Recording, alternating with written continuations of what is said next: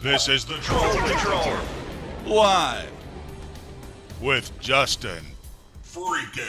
Welcome to the Troll Patrol Live. It is a special report. The House is getting ready to vote to remove Representative Marjorie Taylor Greene from her committee assignments. Let me catch you up to speed. Yesterday, the GOP House caucus met. They decided not to remove Greene from her committee assignments. The threat that the Democrats had made was the Republicans need to take care of their own house, do what needed to be done, or the Democrats would do it in a floor vote and force their members to go on record. The Republicans refused to do that. Kevin McCarthy, the minority leader's offer was that they would remove Marjorie Taylor Greene from the Labor Committee, or not the Labor, the Education Committee, and leave her on the Budget Committee. The Democrats said no, she's got to go from both, so we are getting ready to watch a House floor vote. They have just concluded the vote for the rules for the upcoming 1 hour of debate. So we are moments away from them debating the resolution to remove Greene from the committees. That vote will take place in about an hour. Now you see the time remaining is 0, but there are still votes left to be cast. That is because of coronavirus pandemic restrictions.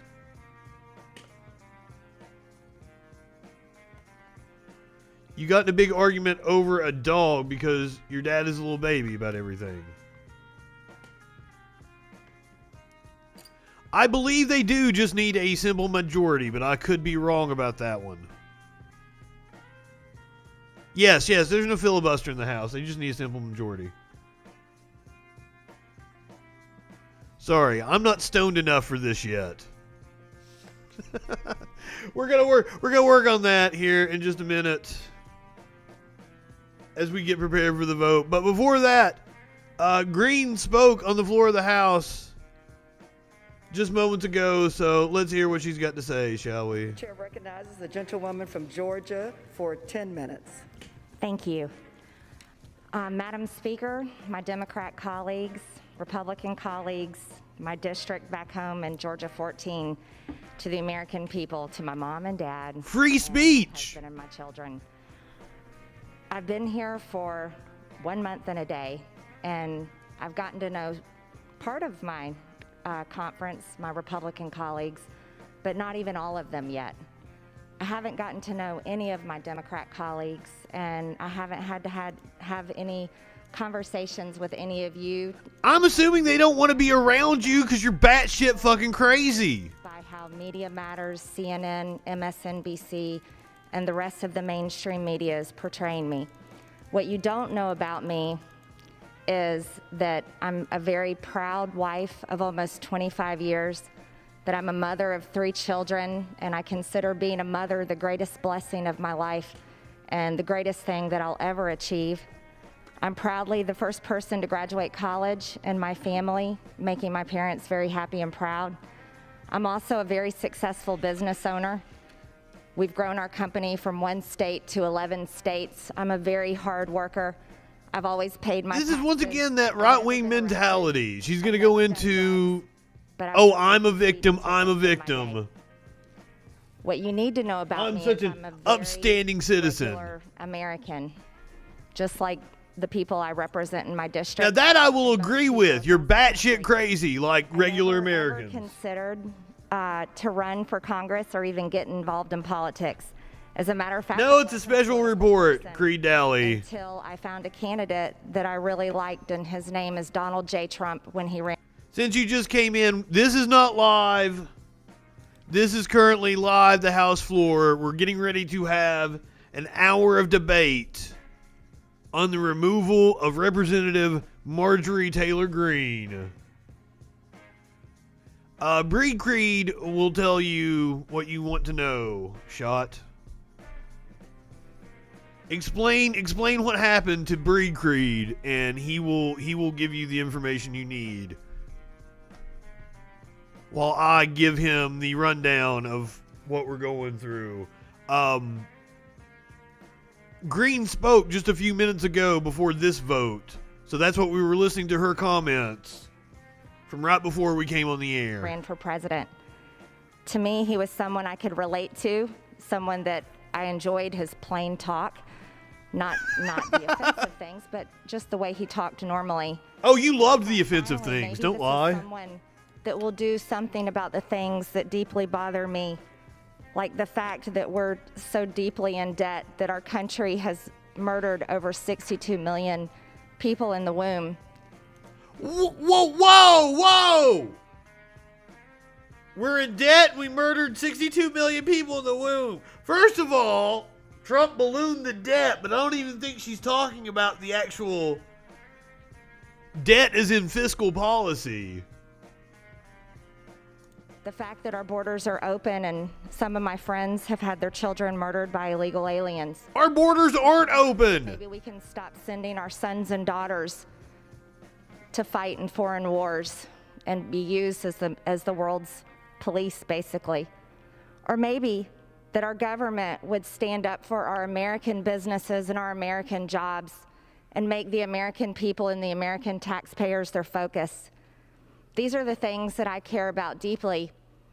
So when we elected President Trump, and then I started seeing things in the news that didn't make sense to me, like Russian collusion, which are conspiracy theories also, and have been proven so. These things bothered me deeply, and I realized just watching CNN or Fox News, I may not find the truth. And so what I did is I started looking up things on the internet, asking questions like most people do every day. Use Google. And I stumbled across something, and this was at the end of 2017, called QAnon. Well, these posts were mainly about this Russian collusion information. A lot of it was some of what I would see on the news at night, and I got very interested in it. So I posted about it on Facebook, I read about it, I talked about it, I asked questions about it, and then more information came from it. But you see, here's the problem. Throughout 2018, because I was upset about things and didn't trust the government really, because the people here weren't doing the things that I thought they should be doing for us, the things that I just told you I cared about. And I want you to know, a lot of Americans don't trust our government, and that's sad. The problem with that is, though, is I was allowed to believe things that weren't true, and I would ask questions about them and talk about them. And that is absolutely what I regret. Because if it weren't for the face... Remember, this is 2017 she's talking about. This is a sitting member of Congress talking about how she believed absolute batshit crazy conspiracy theories 3 fucking years ago. Book post and comments that I liked in 2018, I wouldn't be standing here today and you couldn't point a finger and accuse me of anything wrong, because I've lived a very good life that I'm proud of, my family's proud of, my husband's proud of, my children are proud of, and that's what my district elected me for. So later in 2018, when I started finding misinformation, lies, things that were not true in these QAnon posts, I stopped believing it. And I want to tell you, any source, and I say this to everyone. She posted some crazy shit like last year, a few months ago. Dangerous, no matter what it is saying, what party. The whole Ilhan Omar married her brother bullshit. She posted yesterday on Twitter. It is helping anything or any country it's about. It's dangerous. And these are the things that happen on the left and the right. And it is a true problem in our country. So I walked away from those things, and I decided I'm going to do what I've done all my life. I'm going to work hard and try to solve the problems that I'm upset about. So I started getting involved in politics. You see, school shootings are absolutely real. And every child... We know this. Families mourn it. I understand. We know this. Because when I was 16 years old in 11th grade, my school was a gun-free school zone, and one of my schoolmates brought guns to school and took our entire school hostage. And that happened right down the hall from my classroom. I know the fear that David Hogg had that day. I know the fear that these kids have. And this is why, and I say this sincerely with all my heart, because I love our kids, every single one of your children, all of our children. I truly believe that children at school should never be left unprotected. I believe they Absolutely, she's a clown. As we were with 30,000 National Guardsmen. Our children are our future, and they're our most precious. And like me, the reason she's saying that, the reason she is bringing David Hogg up is because just like a year ago or a year and a half ago, she was accosting him on the street. That's why she's having to apologize for this shit. This is what the Republicans met with her yesterday about. Like, you're going to have to say some stuff to appeal to the cancel culture crowd, yada, yada, yada, to appease them. It's bullshit.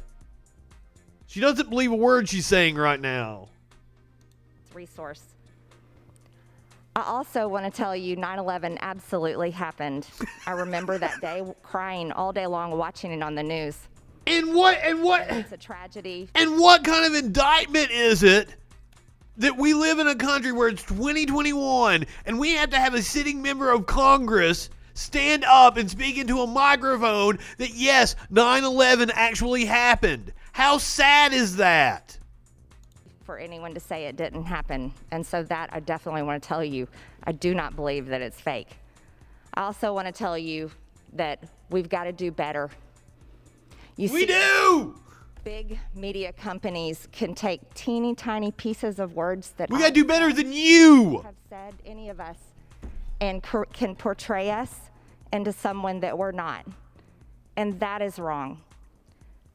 See, she's the victim. Is a real thing. Yep. Real. There we go. And when big tech companies like Twitter, you can scroll through and see where someone may have retweeted porn. This is a problem. This is a terrible, terrible thing. But yet, when I say that I absolutely believe with all my heart that God's creation is He created them male and female, and that should not be denied, when I am censored for saying those type of things, that is wrong. No, you're wrong. See, you're wrong, woman. I decided to run for Congress because I wanted to help our country. I want Americans to have our American dream. I want to protect our freedoms. This is what I ran for Congress on.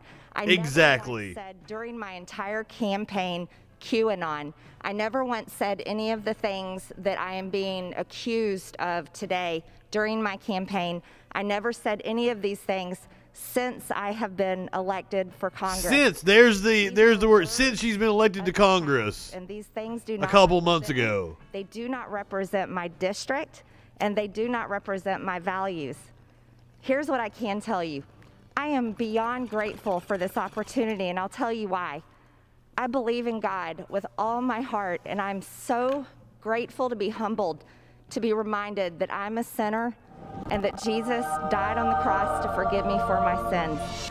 And this is something that I absolutely rejoice in today to tell you all. And I think it's important for all of us to remember none of us are perfect. None of us are. And none of us can even come close. We've got the receipts. Our way into heaven just by our acts and our works. But it's only through the grace of God. And this is why I will tell you, as a member of this Congress, the 117th Congress, I'm a passionate person. I'm a competitor. I'm a fighter.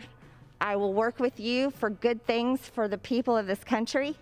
But the things I will not stand for is abortion. I think it's the worst thing this country has ever committed. And if we are to say in God we trust, how do we murder? Oh, just anytime someone brings up fucking God, I like looking like Jesus. With all of you for our people. It should be America first always. Always. And there's nothing wrong with that. And if this Congress is to tolerate members that condone riots that have hurt American people, attacked police officers, occupied federal property, burned businesses and cities. Oh, she's going to attack Omar. But yet wants to condemn me and crucify me in the public square for words that I said and I regret a few years ago, then I think we are in a real big problem, a very big problem.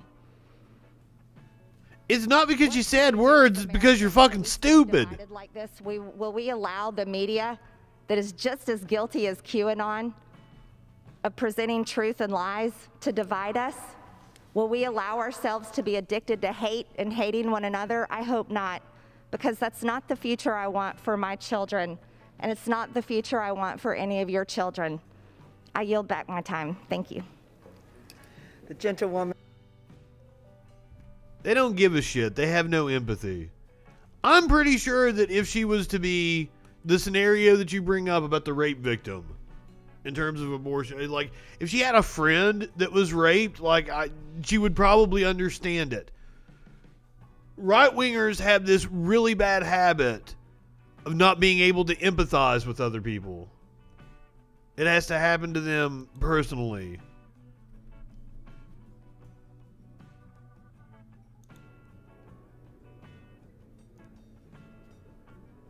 Or a teen that had a baby when they were sick. Exactly. Especially me being from the South. That kind of all goes like the incest and the young kids and shit.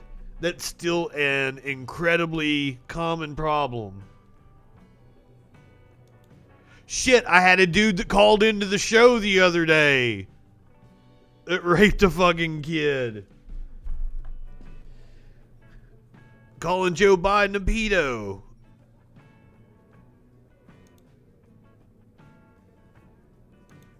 Yes. It was last week. Breed Creed, what day was it? I didn't know. So he calls in. I don't know who he is, and I'd been arguing with him on a friend's post, and that's how he called in. I realized who it was during the course of the call. At some point in time, because I wanted to make a point about the conditions inside of jails in this country, I asked him if he'd ever been arrested. And he's like, I don't want to talk about that. Well, the next day, somebody in a private message sent me like, hey, he was charged with raping a child. It was like statutory rape, right? Like, it was his girlfriend. He was dating a 16-year-old, and he was 28, 29, something like that. Like, with the mom's permission, they're still together. They have a kid together now. But, like, it was easy for me to pull up his mugshot, his charges and everything. Yeah, it was crazy. But I saw him on a post calling Joe Biden Pedo Joe. And, like, he blocked me right after I did this, too. I tagged him, and I'm like, hey, here, like, is his fucking mugshot with his child rape charge. Hold on, since I'm telling the story, I actually have the screenshots.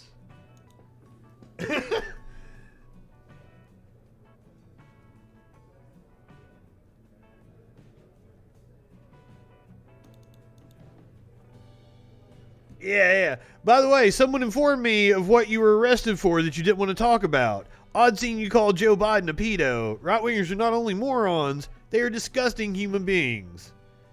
And this dude responds back, doesn't sound like they gave you accurate information about that if you're saying pedo. Not even close to why I was arrested. Boom. A Somerset man has pleaded not guilty to third-degree rape in connection to his relationship with a minor. 26. He was 28.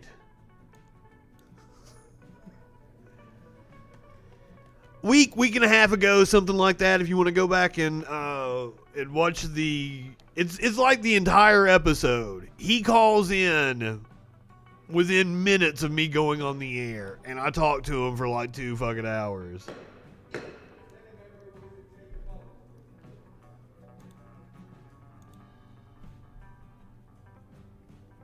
Oh, wait a minute. You guys On weren't... this vote, the yeas are 218 and the nays are You couldn't see the 210. screenshots I was showing. I still had it on Adopted. Congress. Without objection, the motion to reconsider is laid on the table. I'm sorry.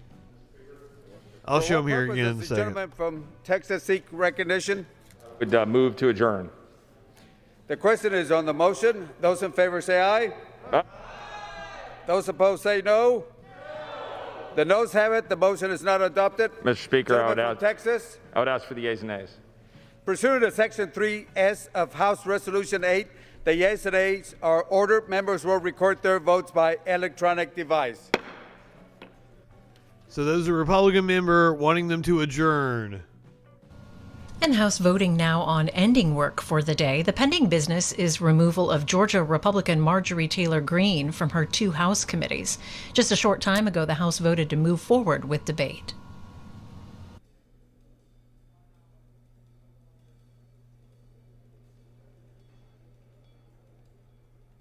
Yeah, so this is the Republicans trying to stop the vote. It is not going to happen. We're going to move forward with debate. Once again, procedural shit. So here's the screenshots. Someone informed me of what you were arrested for. Didn't want to talk about it. Odd seeing you call Joe Biden a pedo. And then he comes back. Doesn't sound like they gave you accurate information if you're saying pedo. Not even close to what I was arrested for. Boom. Pleaded not guilty to third-degree rape in connection to his relationship with a minor. He was indicted earlier this month in connection to a case involving a Somerset woman who allowed her minor daughters to have relationships with 2 men. There were 2 of them. Real Me is still gone from Facebook, but I have other accounts. Don't tell Facebook. I don't have any, this is my just for this show. I troll people on this account. I have no friends on this account. So that if I'm trolling and right-wingers see somebody's name, I don't want them to see a friend's name and then go after one of my friends for something, innocuous they said that had nothing to do with the right-winger. I tried to, because I've been trying to get this show going since probably about 2017. We just launched it last year because I kept coming up with new things that I was like, oh fuck. I kept, the first few times I did it, I kept seeing the door behind me. I'm like, fuck, somebody's gonna swat me. The cops are gonna bust in the door behind me and put me on the ground, live on camera. So I had to wait until I had enough cybersecurity protection, like VPN, shit like that. The other day, some dumb fuck, I'm positive that he has no clue how to trace an IP address. He's like, I'm gonna trace your IP address, I'm gonna come and kill you. Good luck, motherfucker. Have fun in Miami. Or wherever the fuck I'm bouncing off of today.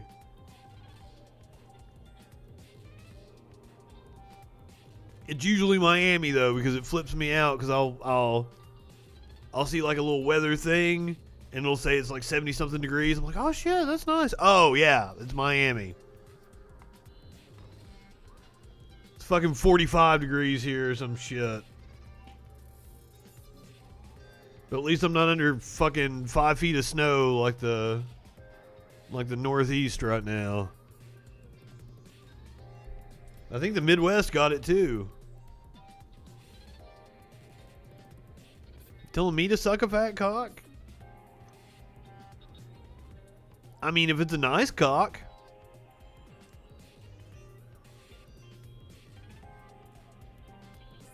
I'll consider it.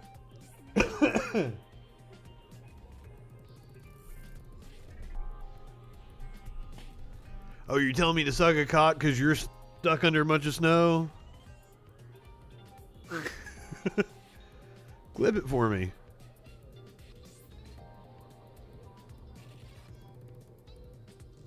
We have this fabric store where I went to college at. It was like a regional chain called Badcock's. This was on my memories on Facebook the other day, and I'd taken a picture of it. It was like, as a man of refined taste, I prefer good cock or better. You know, will not consider a bad cock.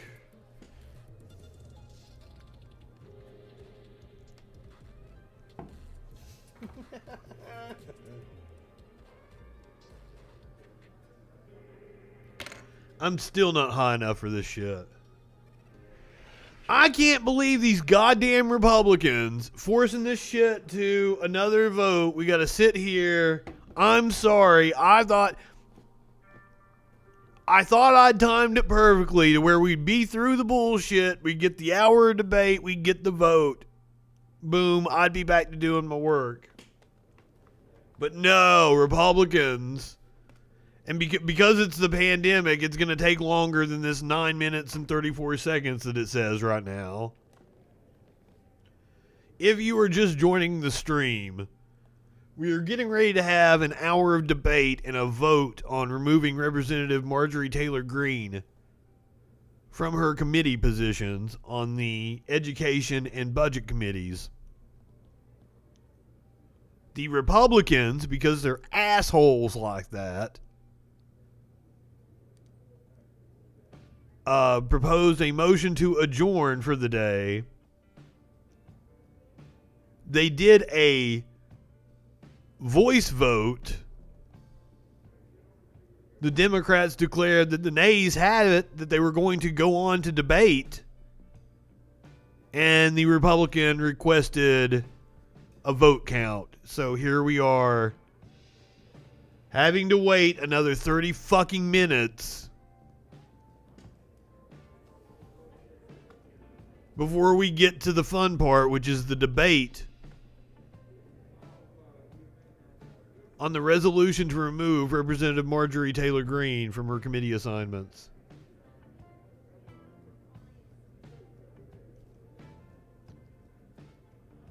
I don't think you know much about anatomy, sir. That don't seem right. Or madam, I'm sorry. They, them, I might have misgendered you. Say, what do you want me? I've been talking this entire time. What do you mean giving up on me? I've been doing some crowd work. Telling you what's going on the floor of the people's house. What else do you want from this? It's a political stream. The gentlewoman from North Carolina seek recognition. Thank you, Mr. Speaker. As the member designated by Ms. Wilson, pursuant to... And once again, these are proxy votes. She is voting on behalf. Vote no on the motion to adjourn.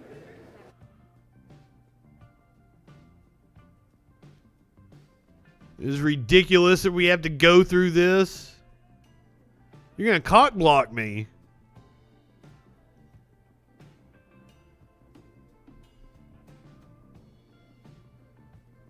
I'm into group shit. You don't have to cock block me. You can come join.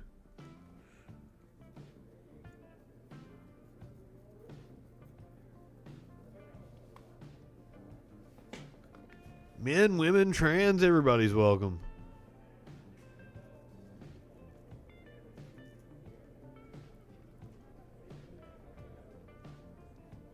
I used to have neighbors that would walk their dog 3 or 4 times a day, like right by my windows. Like, you really shouldn't be doing that. I've got French doors in my bedroom. You can see right in, like, I'm not responsible for what you might see. I say that, but I've calmed down a lot in my older age.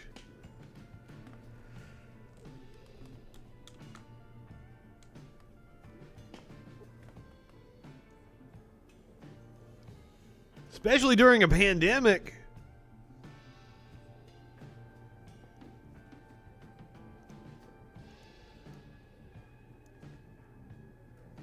2017, I went to something like 50 or 60 concerts. After we get out of this pandemic, I might demolish that number. 2022, I might set a new record.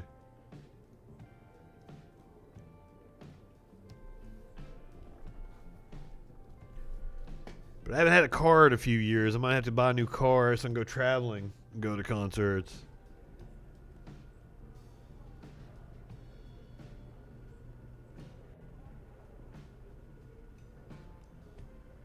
That many concerts, I don't know that because the thing I've been doing since I don't have a car is I bribe people. I find people that want to go to the same show as me, and I'm like, hey, I'll buy your ticket if you'll drive me down there. Come pick me up, take me. You can stay at my house. Look. That's how I've gotten to go to shows. But in order to attain 50, 60, 70 concerts in a year, I'm going to have to buy a new car. I don't even have a license anymore.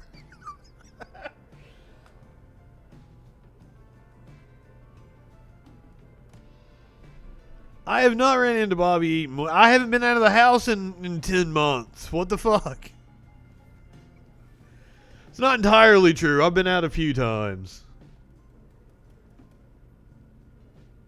I mean, I went to the mailbox yesterday. I'm actually going to buy a bike and like a bike chain. I'm gonna get a helmet because like I've looked at like a price like $300-400 to buy like everything I need, so I can bike down. There's a little shopping center down here with my little grocery store I like, with my butcher and shit, with my fresh cheeses.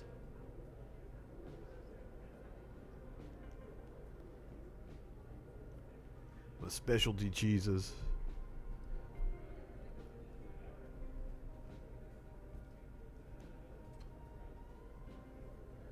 Especially because I'm starting to get kind of fat. I got jiggly titties. I'm gonna start riding a bike a lot more.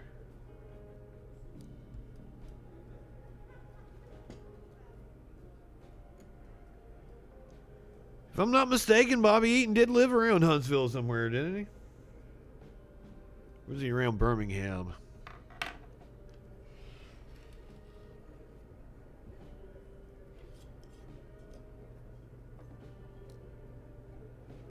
Probably Huntsville, because Huntsville is a great area to be able to hit all the different towns he would have been working.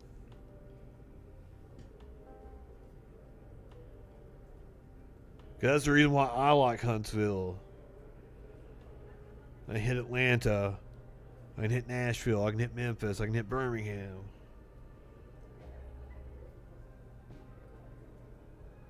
Yeah, it's a central location to be able to like fucking Louisville. Head up to Louisville is pretty easy. To go to St. Louis is not that hard. New Orleans is about an 8-9 hour trip. I really want to make it because this is the closest I've ever lived to New Orleans.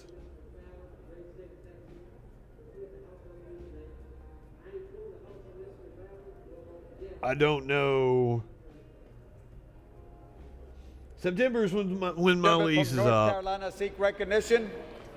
As the member designated by Mr. Price of North Carolina pursuant to H.Res. 8, I inform the House that Mr. Price will vote no. He will vote no on the motion to adjourn. As the member designated by Mr. Carson of Indiana pursuant to H.Res. 8, I inform the House that Mr. Carson will vote no. He will vote no on the motion to adjourn. Told you no for an autograph. Bobby Eaton? Where'd you see Bobby Eaton? Does the gentlewoman from California seek recognition?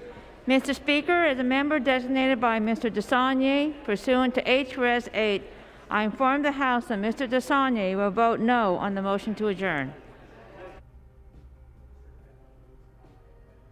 Oh, call in and tell us. Tell me the story of... In 92... You would have been like fucking 10. 11 or some shit like that. What purpose does the gentlewoman from Virginia seek recognition? As the member designated by Mr. McEachin pursuant to H-Res 8, I inform the House that Mr. McEachin will vote no on the motion to adjourn. And as the member designated by Ms. Porter pursuant to H-Res 8, how's he going to turn down an autograph for a little kid? To adjourn.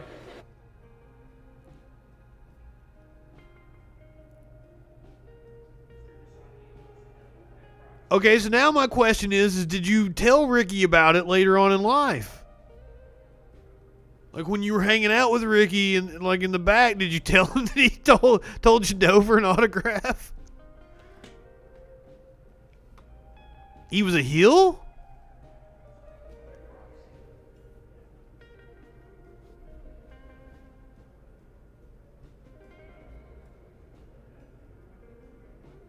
For what purpose does the gentleman from Connecticut Was Eaton a heel in '92? Mr. Speaker, as the member designated by Mr. Wanted to make a storyline out of it. Yeah, that's it. Yes. Why didn't it ever materialize? As the member designated Ricky ever come back? of Rhode Island, pursuant to House Resolution. Oh, okay. That makes sense then. Vote no on the motion to adjourn.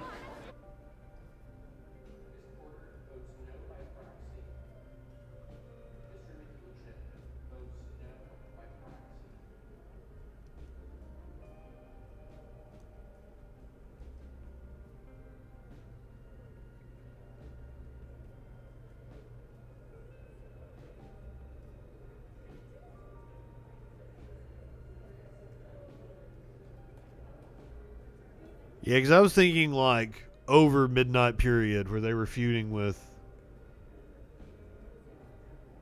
like New Midnight and shit.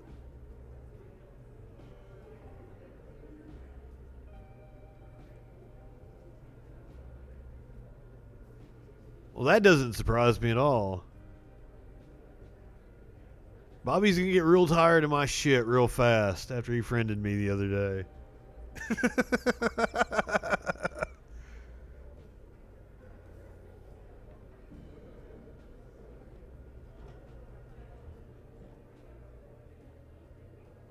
I tried to get Bobby to call in. I thought it'd be fun. He wanted to work it. I'm like, Bobby, I don't work it, man. Nothing on this show has worked.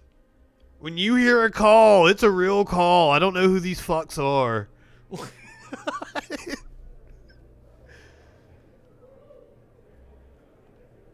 But just for the record, Greene has called in a couple times. He did not plan that when he called in. I realized it was him. Apparently, I've accused him of it being him one time, and it wasn't him. He says, I still think it was him. But I don't plan anything like that.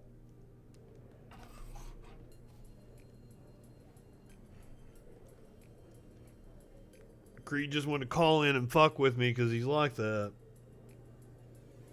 One time you did a really good job, and I didn't know for a while. Trying to pose like you're a dumb fuck Rottwinger.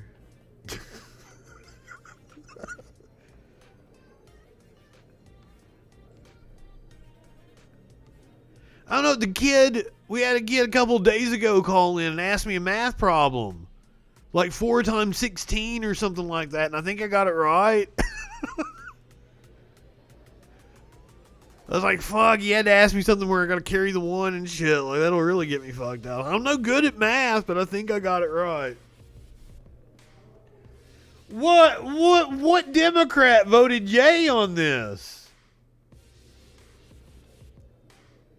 I wonder if this is gonna get any Republican support.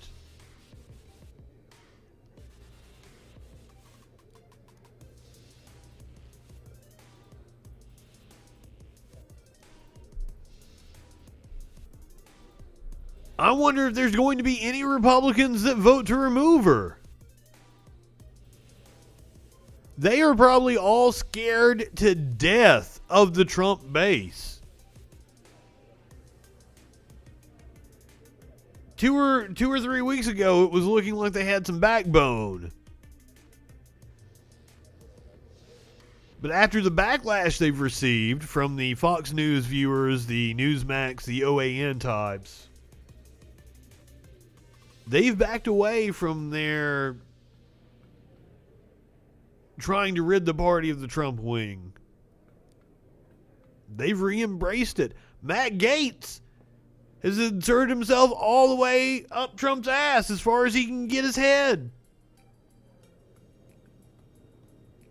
Oh yes, that's going to be top story tonight on the big show. Holy fuck. The Democrats are calling on Trump to testify. I assume he has to. Right? I mean, is it like it's like a court? They issue a subpoena, you have to fucking appear. Like, I don't think they can hold him in contempt and fucking go sergeant at arms and pull him in. Yeah. This is I'm ecstatic for what the trial's gonna be like. Democrats want to go to bed. Apparently 3 of them do. We got 1 Republican vote. I want Liz Cheney. Liz Cheney is being attacked by these people. Why wouldn't she and the caucus she represents? She's 3rd in line in the House minority. What the? Surely she has a cohort that will vote with her, and that they will take on Marjorie Taylor Greene. Liz Cheney may very well get primaried now. I think she already has a primary challenger.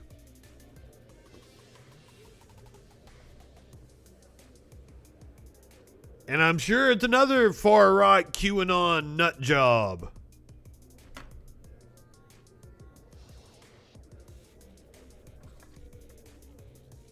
I'm not high enough for this shit. Oh, it's still going to be so long.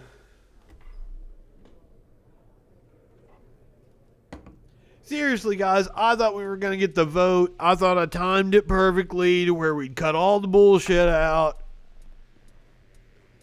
Play you guys a clip of Marjorie Taylor Greene on the floor from before we came on. Get to the debate, have the vote, off the air, see you guys, I'm eating lunch. Nope. Fucking Republicans. They are always a pain in my ass. Right-wingers. Always a pain in my ass. It's those goddamn Republicans. They know, and they know it. They just want to be obstructionists. They know it's going to fail.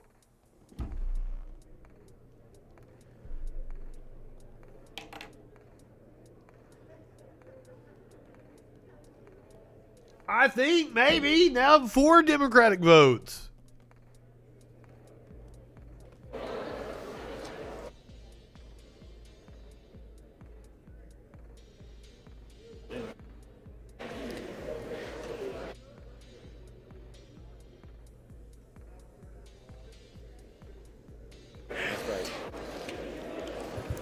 For what purpose does the gentleman from Virginia seek recognition? Mr. Speaker, as the member designated by Ms. Titus of Nevada pursuant to HRS 8, I inform the House that Ms. Titus will vote no on the motion to adjourn.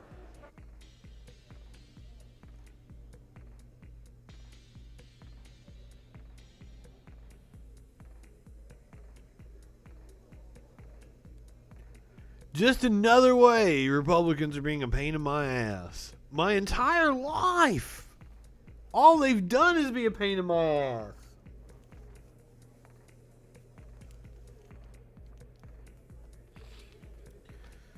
Are you guys looking forward to Trump testifying in the Senate trial? What a shit show that's going to be.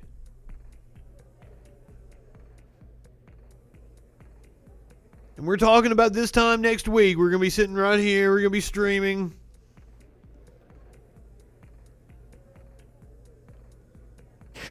For what purpose does the gentleman from California seek recognition? Mr. Speaker, as the member designated by Mr. Ruiz, pursuant to House Resolution 8, I inform the House that Mr. Ruiz will vote no on the motion to adjourn. Won't he give away everything? Won't he just say he'll incriminate himself? He'll be under oath. He'll incriminate himself multiple times. They should have had him testify the first trial. But now what are the Republicans going to counter with? What kind of witnesses are they going to call in the trial? This is going to be a hell of a circus. So it gets started on Tuesday. They're shooting for Tuesday the 9th. The 9th will probably be rules, a whole lot of stupid votes like this. Like we had to go through hours of voting on rules and procedural votes just to get to the fucking debate.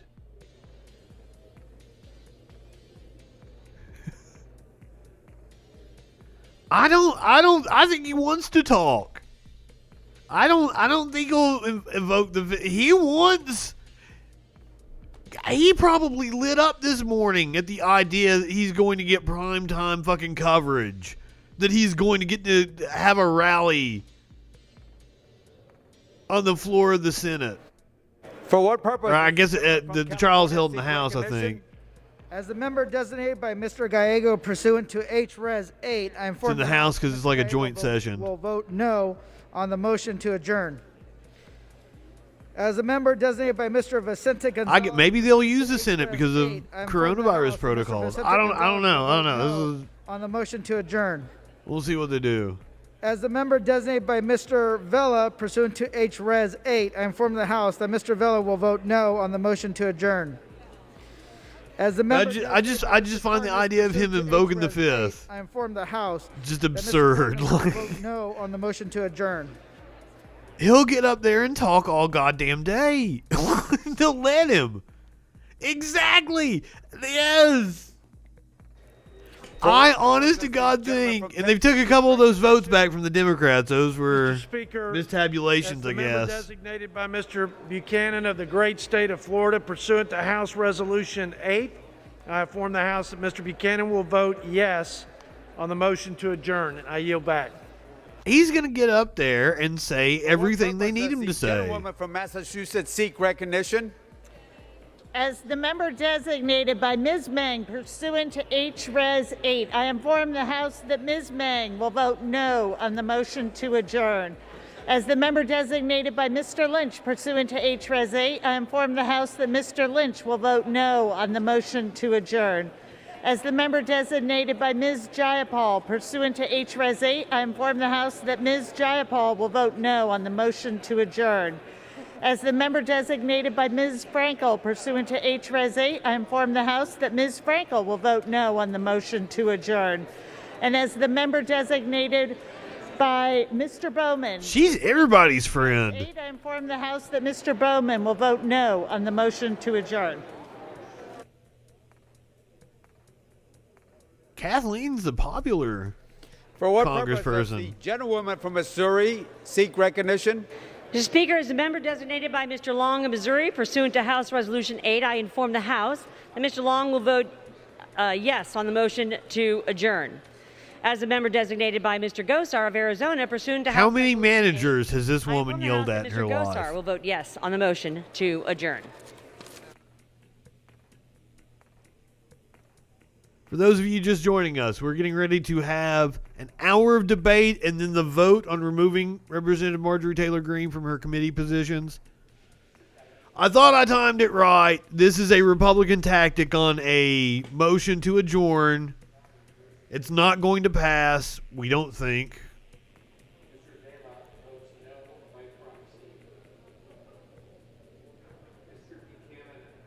So this is just them trying to gum up the works. Another 30, 45 minutes we're going to have to wait before we actually get the debate and then the vote to remove Representative Greene from the committees She was assigned to the Budget Committee and the Education Committee. Mr. Speaker, as the member designated by Ms. Lawrence of Michigan pursuant to HRES 8, I inform the House that Ms. Lawrence will vote no on the motion to adjourn. Now, going back to Trump in the trial, I wholeheartedly believe all his lawyers will tell him that it's imperative that he pleads the fifth and does not testify. I doubt he listens. Maybe. I would put it at like a 10% chance. This is the gentleman from Pennsylvania. He pleads the fifth. Mr. Speaker, as a member designated by Mr. Lawson of Florida, pursuant to House Resolution 8, I inform the House that Mr. Lawson votes no on the motion to adjourn. For what purpose does the gentleman from Indiana seek recognition? Mr. Speaker, as the member designated by Mr. McHenry of North Carolina, I really like that suit. Resolution 8, I inform I would the House wear that that. Mr. McHenry will vote yay on the motion to adjourn.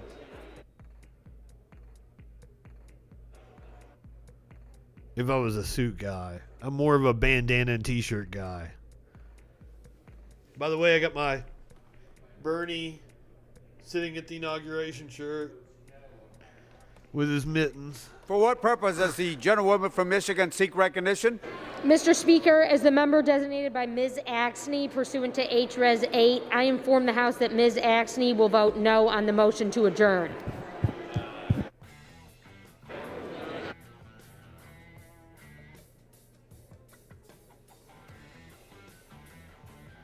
I like this Bernie shirt an awful lot, but I don't know if it can top my other Bernie shirt. Bernie with a bunch of cats. For what purpose does the gentleman from New Jersey seek recognition?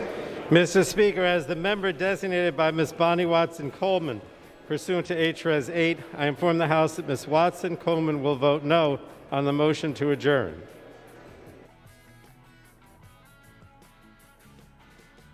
But if Trump does plead the fifth, it will only be because he had an insane number of lawyers tell him that he would be in great legal peril if he didn't.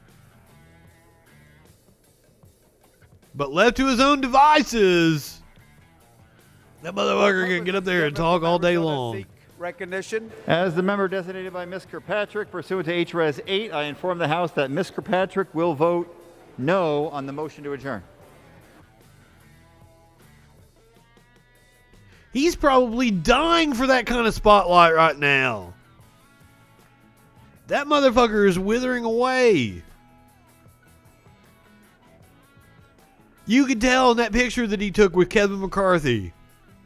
Over the weekend? He's like, thank you, somebody's paying attention to me. He was so excited.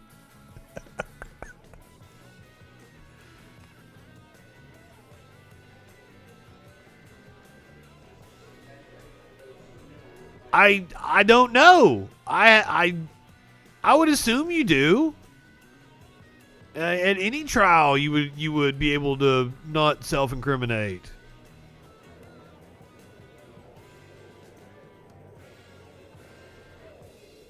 For what purpose does the gentlewoman from Pennsylvania seek recognition? As the member designated by Ms. Spear, pursuant You're to... right, it's not a criminal trial. I inform the House that Ms. Spear will vote no on the motion to adjourn.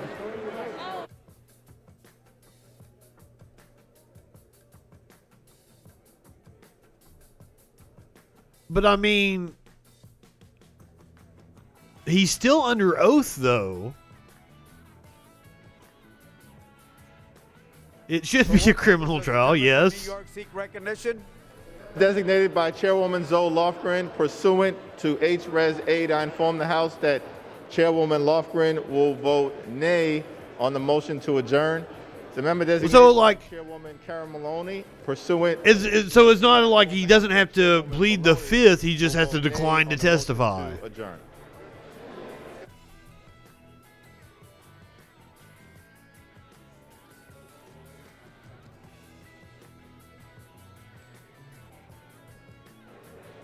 No.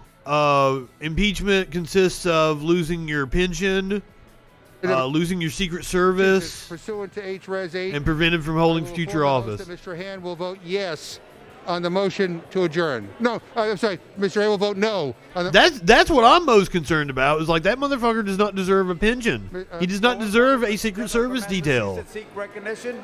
Mr. Speaker, as a member designated by Mr. Hand of Massachusetts pursuant to H-Res 8, I will inform the House that Mr. Hand will vote no on the motion to recommit. I mean, the motion to adjourn. I think he was puffing on the pot before he came out there.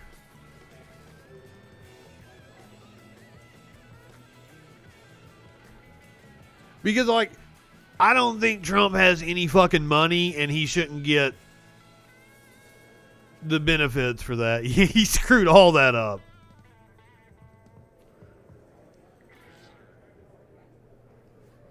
Maybe he wasn't stoned enough to be out there doing that kind of shit. I'm not stoned enough for this shit.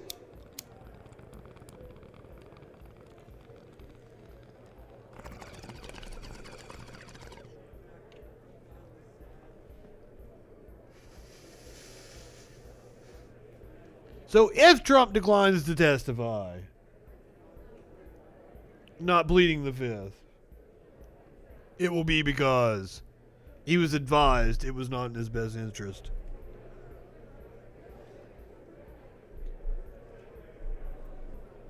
Because I'm sure he wants to.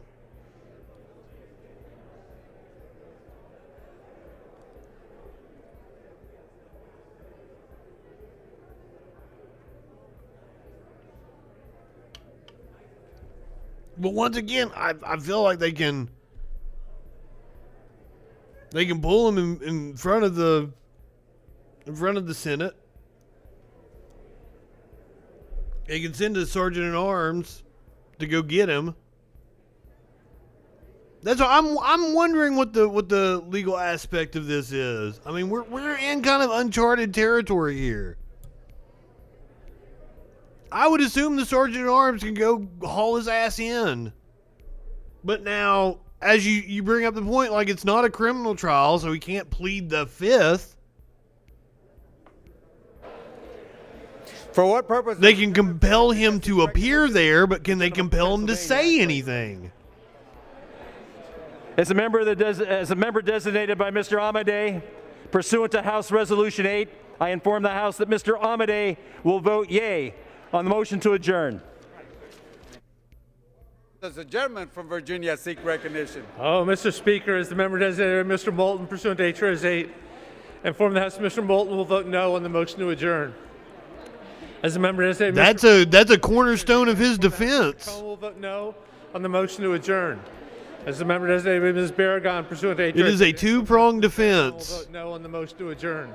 That his words can't be incitement because they're protected by the First Amendment, and that the impeachment is unconstitutional because he's already left office. They've already said that.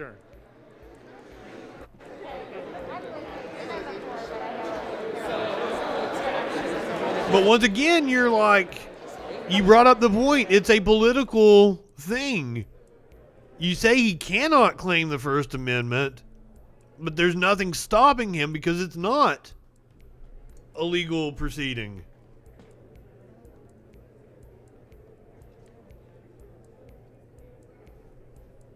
But it's just like it's up to the Democrats, right, to decide what's valid and what's not. Well, not Democrat, it's 2/3 majority.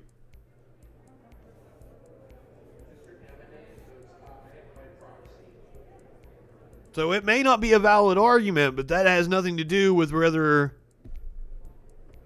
Republicans sign on. 17 Republicans have to vote. It looks like the most that they're going to be able to muster is 5 unless things change significantly. But there are a lot of internal pressures that we're not seeing. Corporate donors have left the Republican Party in droves. Josh Hawley, though, has been able to raise more money without them. So, there's also a lot of staffers on the Hill that are urging their Republican senators to vote to convict. I've even heard it may just be a Twitter rumor that they've threatened to walk out if Republicans do not vote to convict him. Well, now we're down to one Democratic yay. I don't, like, this vote's all over the place. I don't think this tally is ever correct.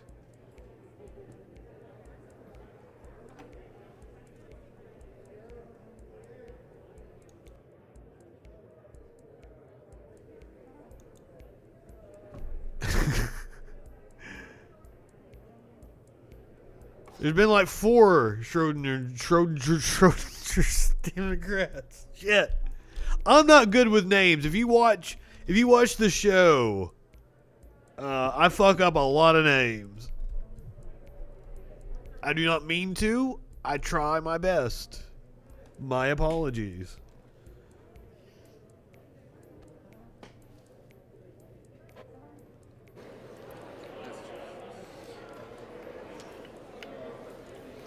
For what purpose does the gentlewoman from Massachusetts seek recognition? As the member designated by Mr. Cooper pursuant to H. Wait, wasn't she? Yeah, she was the one that like came out there and voted for 10 people earlier. On the motion to adjourn.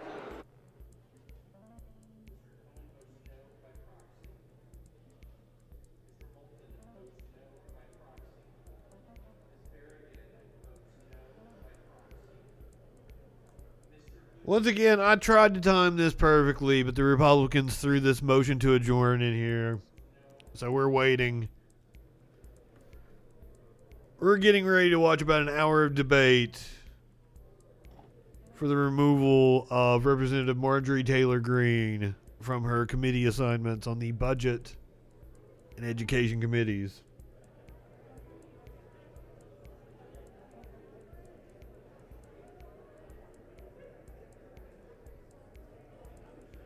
And Republicans always got to be a pain in the ass. For what purpose does the gentleman from Maryland seek recognition?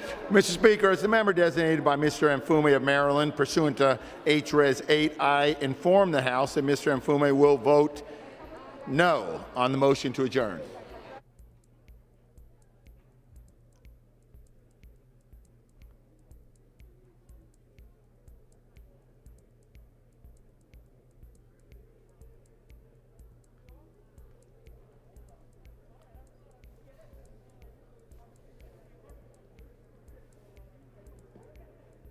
So right-wingers have been attacking AOC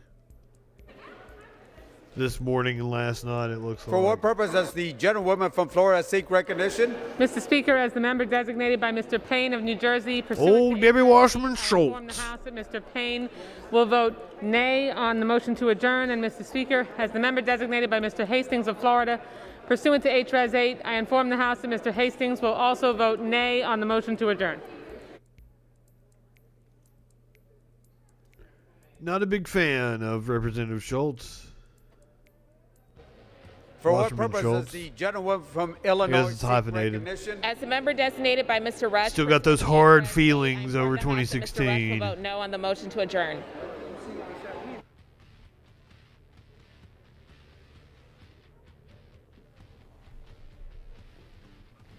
I still got some hard feelings over Al Franken, too. Can we have Al Franken back, please?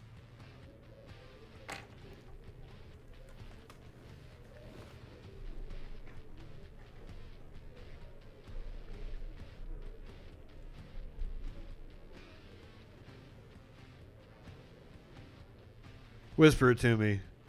What podcast is it?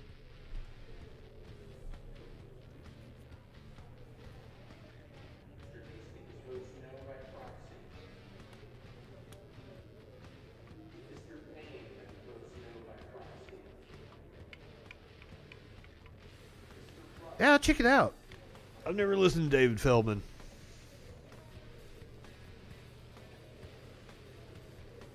I always like checking out new shit.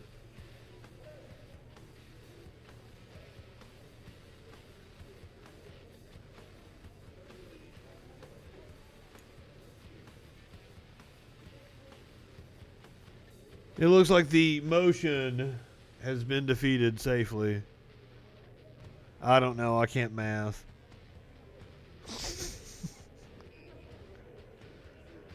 But hopefully we'll move on to debate, which is the fun part, which is the reason why we came. Now this boring ass procedural shit. For what purpose? Even the gentleman from California seek recognition. Even my cats are Mr. bored. Speaker, Look as at them. member designated Both by of them over there Congressmember asleep. Napolitano. Pursuant to House Resolution 8, I inform the House that Congressmember Napolitano will vote no on the motion to adjourn.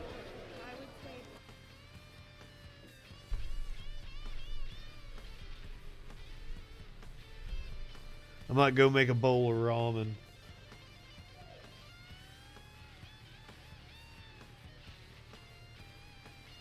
That's a joke. I don't think I have ramen.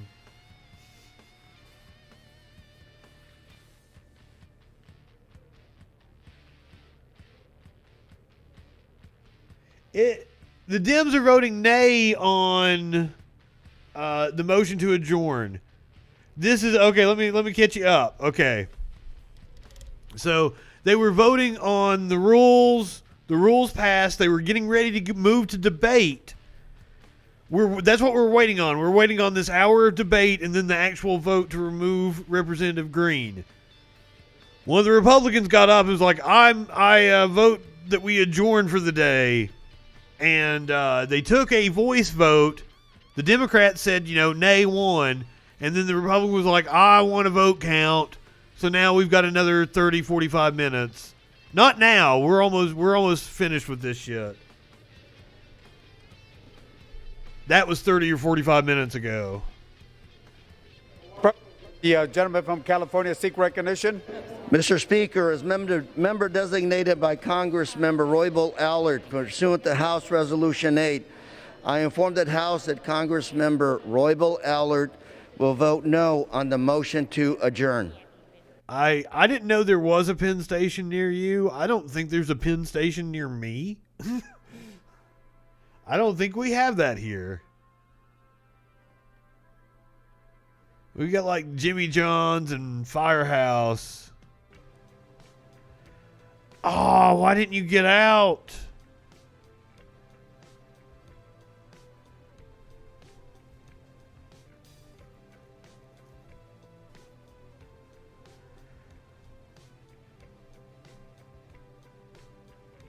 Oh, yeah. I know. But you gotta...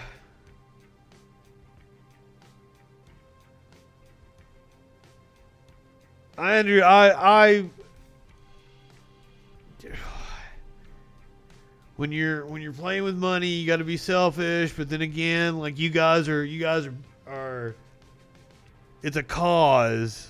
It's just my weed money anyway. Well, hopefully you still come out ahead. I'm rooting for you.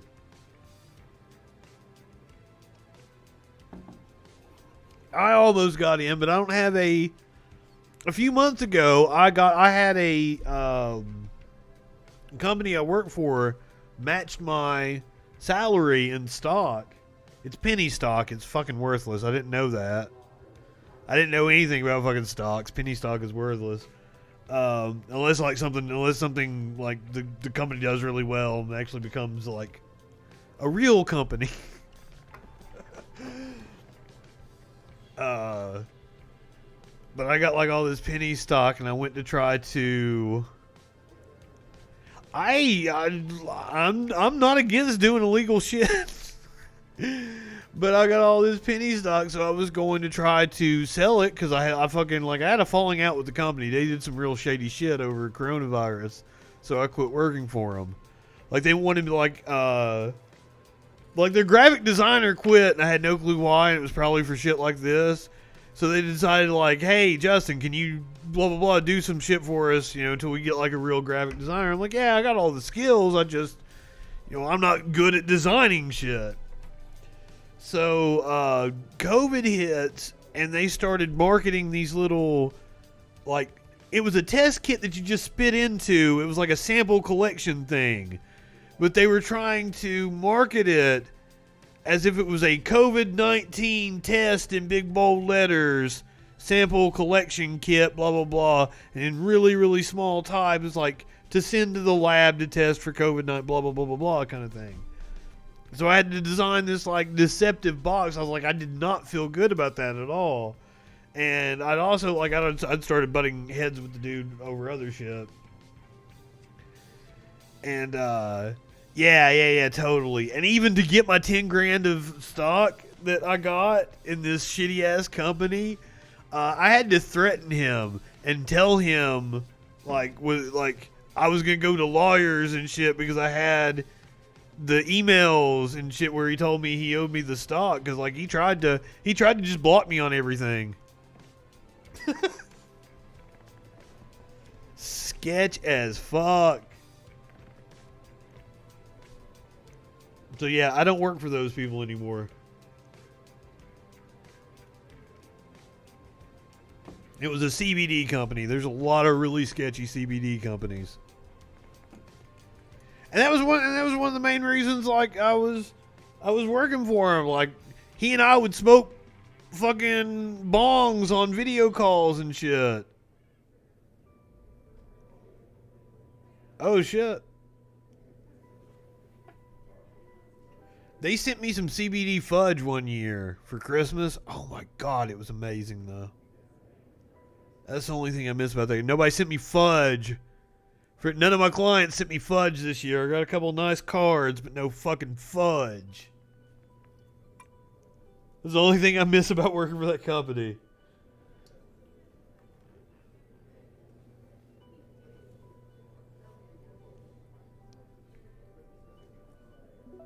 I was seeing a girl at the time. She and I like devoured that fucking fudge. It was CBD and just laid out.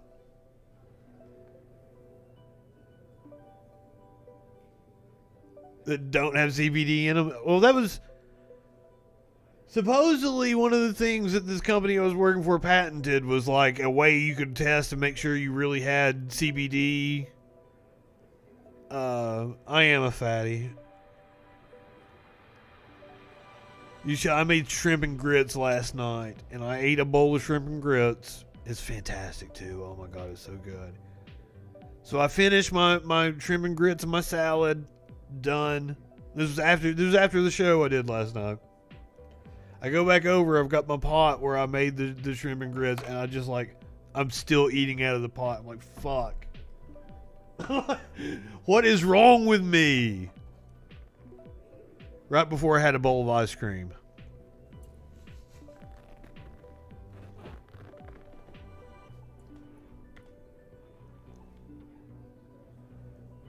I don't know how I see people, they got like fucking kids and shit. I don't know how you people do it. Like, I'm tired just like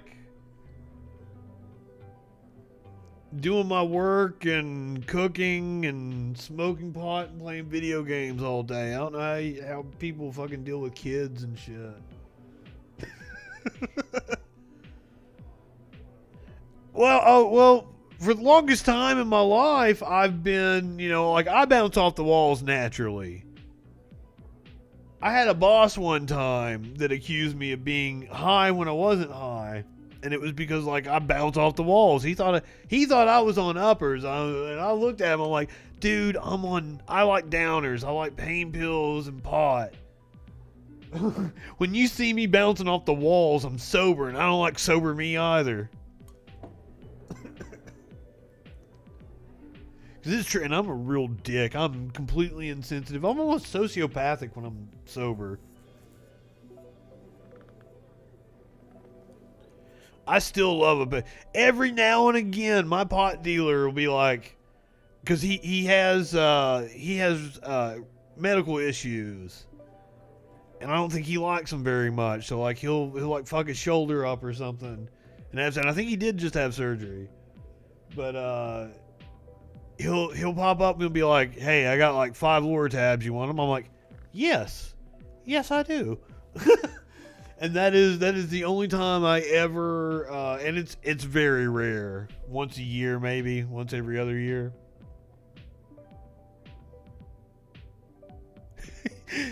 Oh no! I don't eat them. But they do go up my nose pretty quickly. But I kicked that habit probably around 2009, 2010. And ever since then, it's just, that's crazy. Like, I got like a giant crater up my nose. I've fucked it all up. But like, ever since I kicked the habit, I won't buy them. I won't go out of my way for them, but if someone offers me one, I'm like, yes, I would love that. It's my favorite buzz in the world. Like, give me a Percocet 10 and a bong, and I am happy. I will lay here all day and play video games, just the happiest fucking person in the world. That's heaven to me. You know, I've never actually tried the kratom.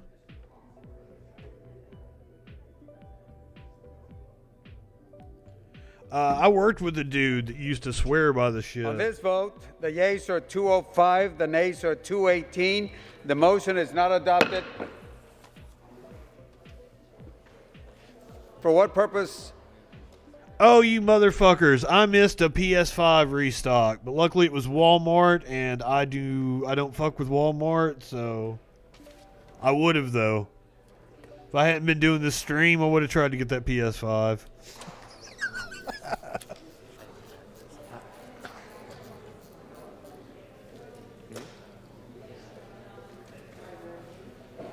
See, I don't have any chronic pain. I don't have any pain at all.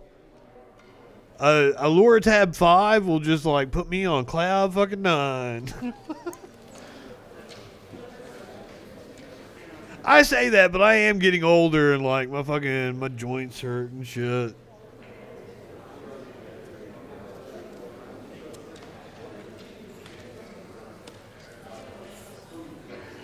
And my wrist started hurting because it was getting ready to rain. My wrist started hurting so bad the other day.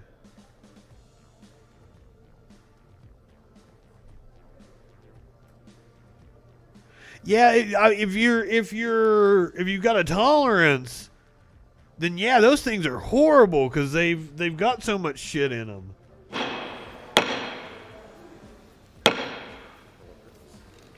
For what purpose does the gentleman from Florida, Ms. George, seek recognition? But me, who don't touch them anymore, House Resolution 72. You give me a 5, I'm a happy boy.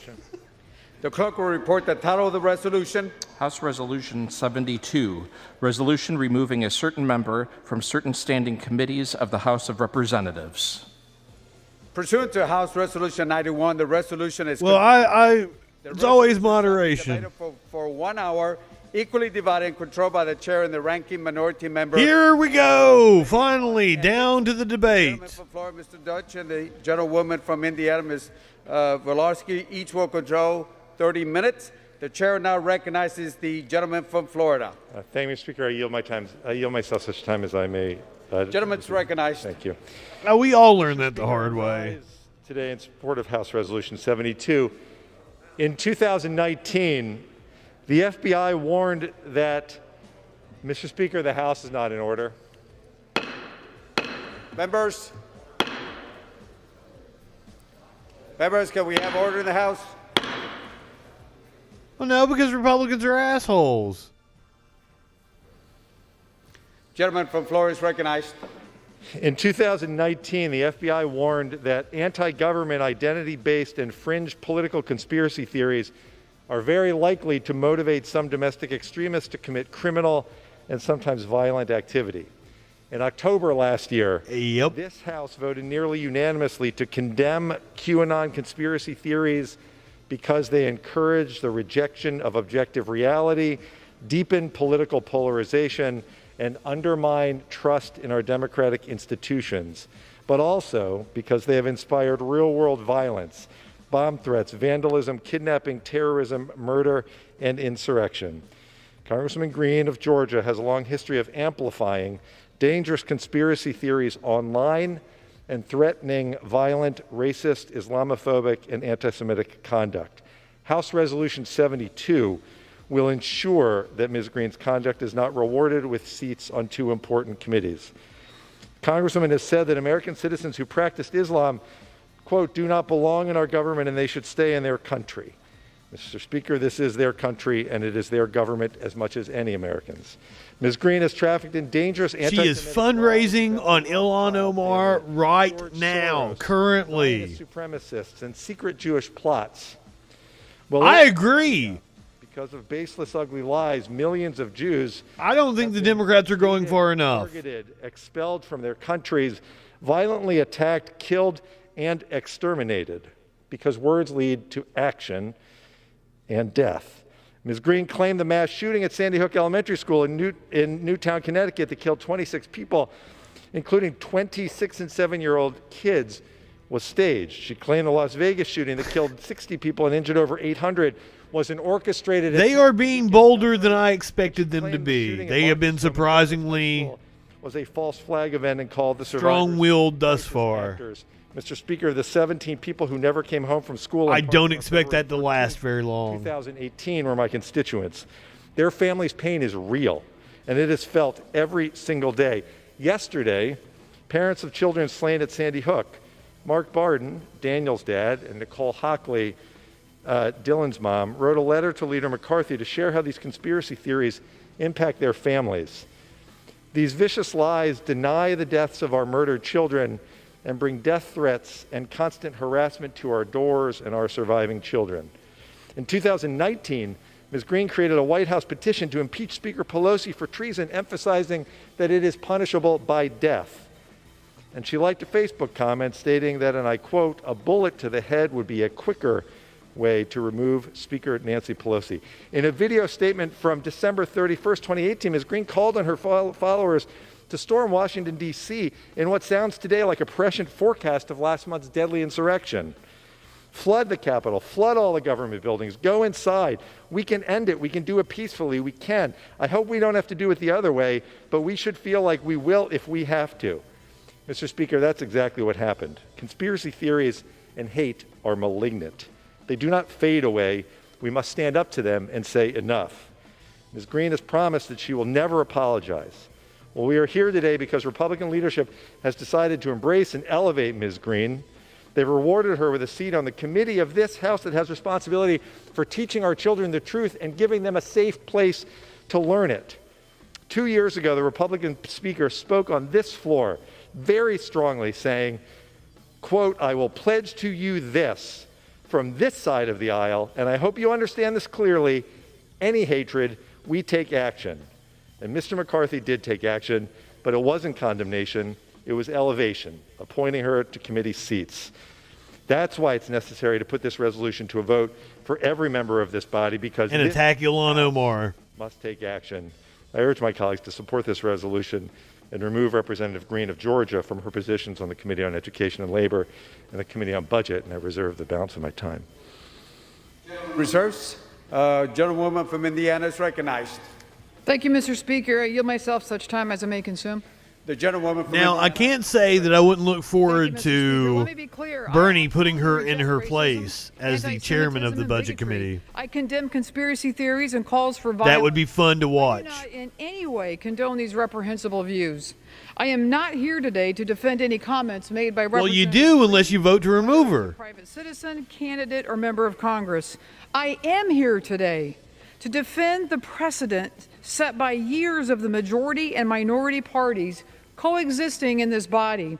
And I am here today to defend the House Ethics Committee, on which I serve as a ranking member. House Resolution 72 is nothing more than a partisan power grab at a critical time when the majority party So itself she does support exactly what she said she doesn't support. bringing a majority resolution to the floor to remove a minority member from her committee assignments is wrong and unprecedented. Referring such a resolution to the House Ethics Committee is unprecedented. Referring such a resolution to the House Ethics Committee and then completely bypassing the committee's role is unprecedented. On this floor today, we are witnessing one more effort to consolidate power with the majority party and diminish the rights of the minority. The storming of the Capitol was unprecedented. Effort by this majority in Congress. Earlier this year, the Democrats destroyed over 100 years of representation in Congress and effectively eliminated the only tool that safeguarded the minority's voice, the motion to recommit. And they are doing it again today with House Resolution 72. In the last 20 years, several members have been removed from their committee duties. Members on both sides of the aisle have been removed, and for various reasons. But those reasons and that decision was always made by the members' party leadership or party's membership. Even if they gave Kevin McCarthy the opportunity on the House floor, the decision itself was made by that member's caucus following weeks of public and private infighting. Last week, the Republican conference met to discuss statements made by Representative Greene last night prior to her serving in Congress. We listened to Representative Greene. She made similar statements as she did on the floor today. She assured the conference that her prior statements did not reflect her views today as a member of this body. Her statements from a couple of years ago? The conference hasn't acted. But that simply isn't true. The conference just hasn't done what the Democrats want it to do. Regardless, the majority has brought this unprecedented resolution before the House today. The majority party could have brought this matter directly to the floor as a privileged question, and the question of removal would have been a swift vote on the floor. Instead, the majority referred the resolution to the Ethics Committee, to then immediately and completely bypass the Ethics Committee and its functions by bringing this resolution directly to the floor. Involving the committee, then to only bypass the committee, violates the collegial and bipartisan manner by which the ethics. Honestly, I have no clue what the fuck she's talking about. This is my It's a second whole bunch of term serving on procedural the Ethics bullshit. Committee, and I was looking forward to working with Chairman Deutsch in a collegial and bipartisan manner.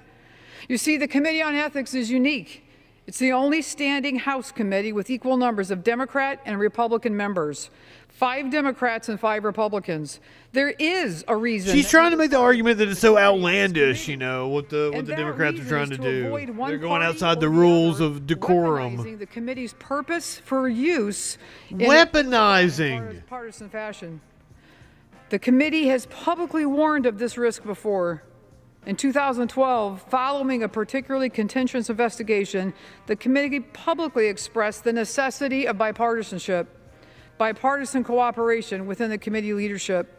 The committee stated, quote, "Unlike any other committee, this committee avoids partisan legislative concerns and policies and must have bipartisan cooperation." There should be more cats in Congress. Constitutional mandate. Oh, you said GAT. Officers and employees of this My House. bad. That mission calls upon This country would be a lot better off if there were more cats in the Congress. committee without regard to their party. It's our recommendation for any member that serves on this committee that he or she constantly evaluate their actions on the committee. Smokey to ensure they are living up 2022 to the highest standards of for this congressional committee. seat. Close quote. Today, we do not see the Ethics Committee's leadership upholding the highest standards of bipartisan cooperation. We don't see By the way, today Smokey is bored as fuck over a here. resolution on the House floor together.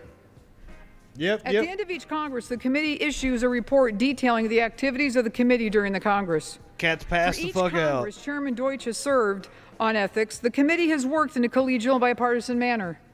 To be able to state for the 113th, 114th, 115th, and 116th Congress, all votes taken in the investigative subcommittees were unanimous.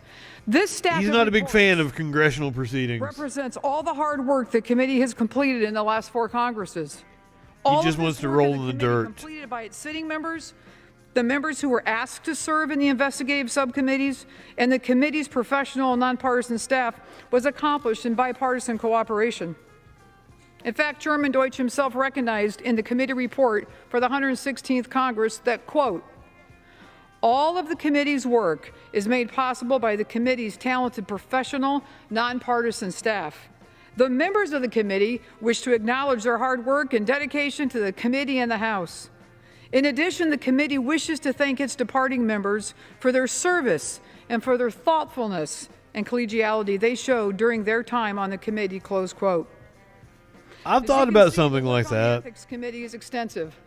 In the 116th Congress alone, the committee commenced or continued investigative gathering. I've thought about putting a camera on the cat tree right here. Investigative matters. Usually one of them is on it. Investigative committees. There's not one at the moment. And filed 5 reports with the House totaling over 3,300 pages regarding various investigative matters. These tasks were agreed to by the chair and the ranking member of the committee. In fact, the phrase itself, chair and ranking minority member, appears 38 times. 38 times in the committee rules. That would be cool as well. This committee operates effectively. Yeah, it wouldn't be cool on my cat since they just lay around the house all the fucking time. By the chair and the ranking member. But that's not what's happening today on this floor. Smokey might. Smokey is interesting. Complaint and determine whether the information meets the requirements of the committee rules.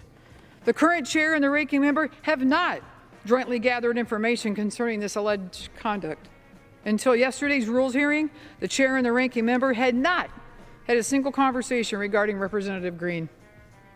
Socks would be incredibly boring because he's either in that chair or in the bedroom. Bypass its function violates the spirit of how this unique committee operates. Once a majority determined that the Ethics Committee was the place for the resolution, it should have allowed the committee to consider the issues properly. I know our colleagues want to see the Ethics Committee function effectively and not to be used as a partisan political weapon on a manipulated platform. If the Ethics Committee is to consider that was a mouthful. Statements made by members of Congress before they were sworn in, then the matter should come before the Ethics Committee in a way that complies with committee rules, preserves the bipartisanship intended, and allows the committee to make legal conclusions and factual determinations in a collegial environment. All I ask is that we let the committee work as it's supposed to effectively serve this body. To do so, the majority would have to withdraw this resolution. If it chooses, pursue the matter properly through the Ethics Committee. I reserve the balance of my time. Gentlewoman from Indiana reserves. Gentleman from Florida is recognized. Thank you, Mr. Speaker. Mr. Speaker, I ask unanimous consent that all members may have 5 legislative days in which to revise and extend their remarks and include extraneous material. Without objection. Thank you. And Mr. Speaker, I also know my Republican colleagues purport not to defend any of Representative Greene's hateful statements or reprehensible conduct. Instead, rely on process. The appeals to process should be recognized for what they are, an effort to shield her from her accountability for this egregious language and actions. And with that, I yield to my friend. They are defending it. From South Florida, who has come to know the families from Marjorie Stoneman Douglas as well as I. I use one of their capture cards. This resolution. For how much time? Sorry, Mr. Speaker. Gentlewoman is recognized. Thank you, Mr. Speaker. I thank the gentleman mask? for yielding, and I rise to support H.R. 72 legislation. I will say that the interface has a shit ton of lighting. Like everything is integrated with like any kind of lighting you want to do. Let me explain the precedent which brought us here. That seems to be their big Greene thing. advocated for the execution of a leader of this House. She advocated for the execution of former President Obama. She encouraged violence. The capture card works wonderfully, A though. long record of racist, anti-Semitic, and Islamophobic comments. She spread cruel conspiracy theories, even claiming the horrific mass school shootings in Sandy Hook and Parkland. I think my current keyboard is Kosar. Stalked a young survivor of one of those tragedies, calling him a coward. These are unprecedented comments and actions. I actually have the cheapest mouse I've ever bought. Like the mouse I had before this was the nicest mouse. This is like now the cheapest mouse I've ever had. I had reviews that said it's the worst mouse in the world. I fucking dig it. Regrettable conduct before taking office, a so-called statute of limitations on bad behavior. Prior to her floor remarks this afternoon, Congresswoman Greene spent this entire this is kind of boring. Doubling down on her promotion of violence, bigotry, and conspiracy theories. Her response to her critics just yesterday was, "I won't back down." But then again, yeah, I'm supposed to be doing political news. We have also heard today about revenge and whataboutism. Greene herself threatened that when Republicans wield I got to use the macro buttons. A similar fate. And if a Democrat because of my editing and peddles dangerous lies and conspiracy theories, then refuses to renounce them, and our caucus this is the most expensive one I've ever had. It still works. It's just the click is a little weird on it, and it fucks with me when I'm like grabbing shit. We are dealing with conduct that brings shame on this House. I tried to fix it, but refusal to denounce or internally police it. by Republicans. It's a Logitech. It's like a M55 something. It's like one of the really high-end ones. It's like an $80 mouse. And it's got all the different side buttons and shit. Domestic terrorism. Mr. Speaker, I don't take this threat of violence. Yeah, it's one in that series. 2 years ago, a pipe bomb, one of 16 sent around the country in my name, sat in my district office for more than 24 I really liked it. It just with my like staff handling and moving around it before anyone knew or told them. I don't exactly know how to describe the click. Like it wouldn't. I'd go to grab shit and it wouldn't grab the right thing. The click would just be off. But what delivered that bomb to my office was not just one disturbed man. And doing audio editing. Of endless lies, conspiracy theories. It was just a pain in the ass. Like just cruising around the internet, it's fine. But like doing my actual job, I wanted to throw it through the wall. Here in the Capitol on January 6th. We can't afford to have this kind of violent threat continue, and certainly not from someone in this very House. This is not about whether we find Marjorie Taylor Greene's speech offensive. This is not, the point here is that she has promoted and advocated violence. Denying her a seat at committee tables where fact-based policies will be debated and crafted is an appropriate punishment and restraint of her influence. Congresswoman Greene chose a dangerous and harmful path into this House, one filled with deliberate lies that fomented violence. Once elected and seated, I think we're not done with she then also chose QAnon Congress people. I think we're going to see more of them in 2022. Yeah, that's what I said. I'm not a big fan of Wasserman Schultz. I've still got some hard feelings about 2016. Is not enough to prevent her future harm. Importantly, there was no apology for hurt and harm caused, and she did not express regret for I'm kind of amazed she's still in her seat. Victim, nor for life-threatening statements she made or promoted against the leader it's Florida. of this House, and so much more. Now that she's made her choices, the House must limit the future harm and violence that she can invite on this body. The deceptive, inflammatory conduct that fuels such violence cannot be tolerated anywhere, certainly not in this House. We can take an important step. Somebody fist bumping behind her. Security, decorum, and truth in this House by removing Congresswoman Marjorie Taylor Greene from her committee assignments. While it is an action we do not take lightly, it is the necessary course of action in the face of her extraordinary behavior that is unbecoming of a member of Congress. I yield back. Gentlewoman yields back. Gentleman from Florida reserves. Gentlewoman from Indiana is recognized. Thank you, Mr. Speaker. I yield 1 minute. Whoa. Is Trump lives in Wasserman Schultz's district? Mr. Speaker, I rise in opposition to House Resolution 72. What up, Kevin McCarthy? This resolution sets a dangerous new standard. That's hilarious if that's true. Divisions within this House. I think that might be Gates's district. About norms and institutions. Mar-a-Lago, yeah. It's the Democrats who've acted to undermine the people's House at every turn. Let's check the record. Afraid for their political careers, they have moved to shut down debate and silence dissent in committee and on this floor. They went so far as to eliminate the motion to recommit, the minority party's only chance to offer an amendment, which stood for over a century until this year.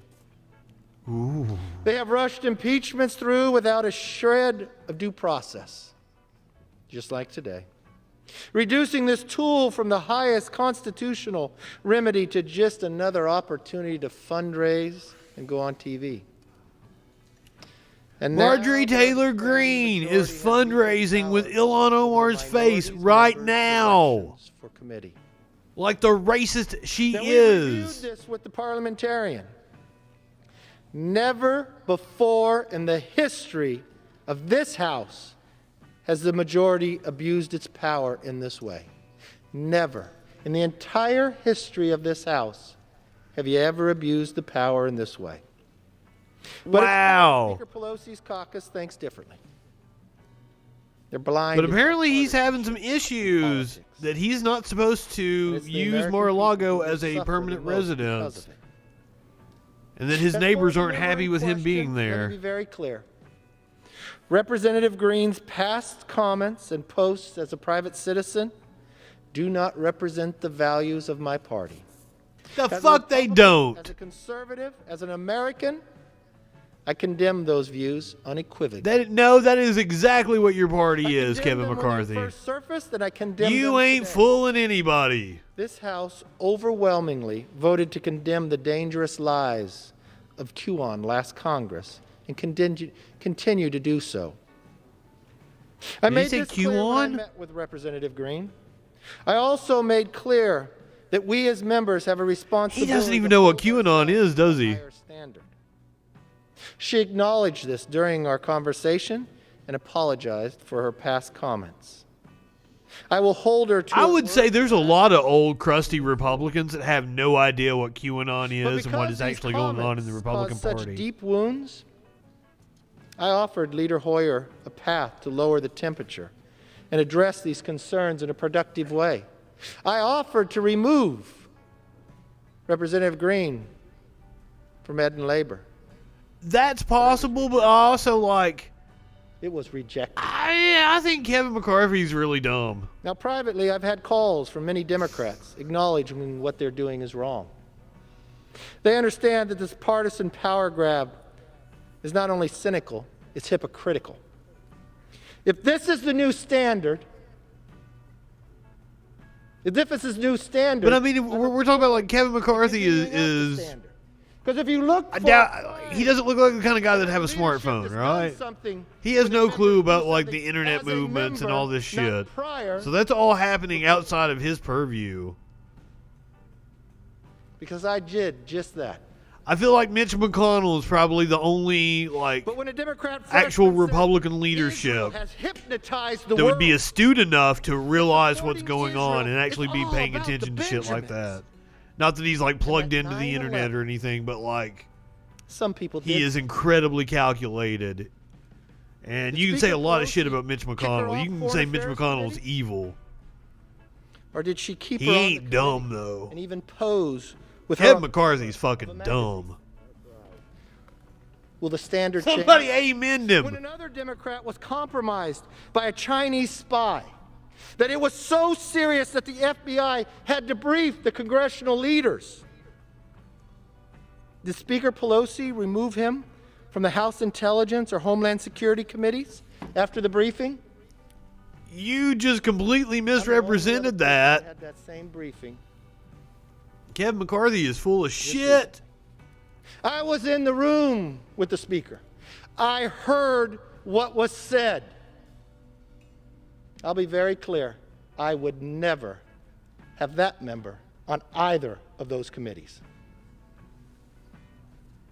And he knows he can get away with it because it was a classified briefing. They can't call him out. Ooh, what a piece of shit. When the chairman of the Rules Committee objected... Because unless there is something, all publicly available information shows that Swalwell, like, Speaker Pelosi censure him? was on top of things.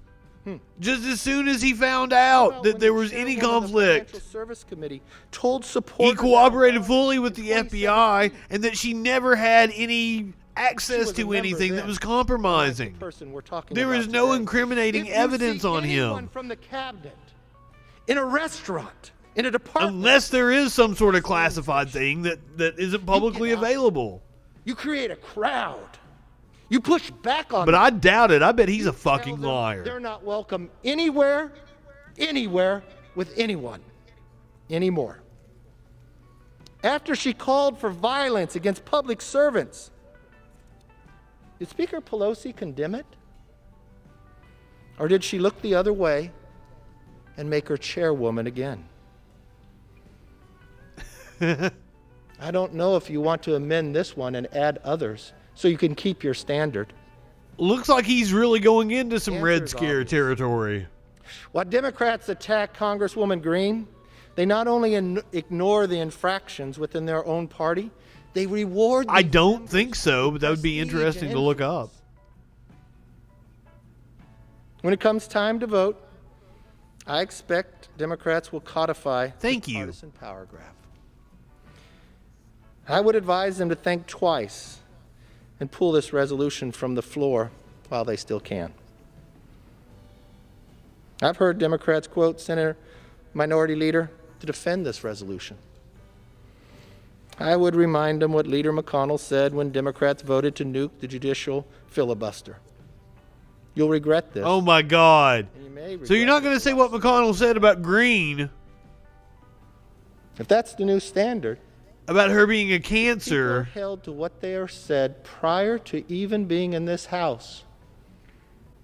If majority party gets to... It was 2 years ago. I've got videos from like last year of her. Because we have a long list you can work within your own. In the end, this resolution is merely a distraction from the real issues. In the last 2 weeks, Democrats have taken just 2 votes. The one today and the one last month on a waiver for a cabinet member. This is the least productive Congress since last year. Amen. I thought that'd be hard to beat. Since last year. There is nothing for workers who have lost their jobs, including thousands pandemic year. of blue-collar jobs that were eliminated just by a stroke of a pen of President Biden. Oh, this fucking, like, wow, they are so good at propaganda. It's a shame. They just feed it to their followers, too. It's a good paying job.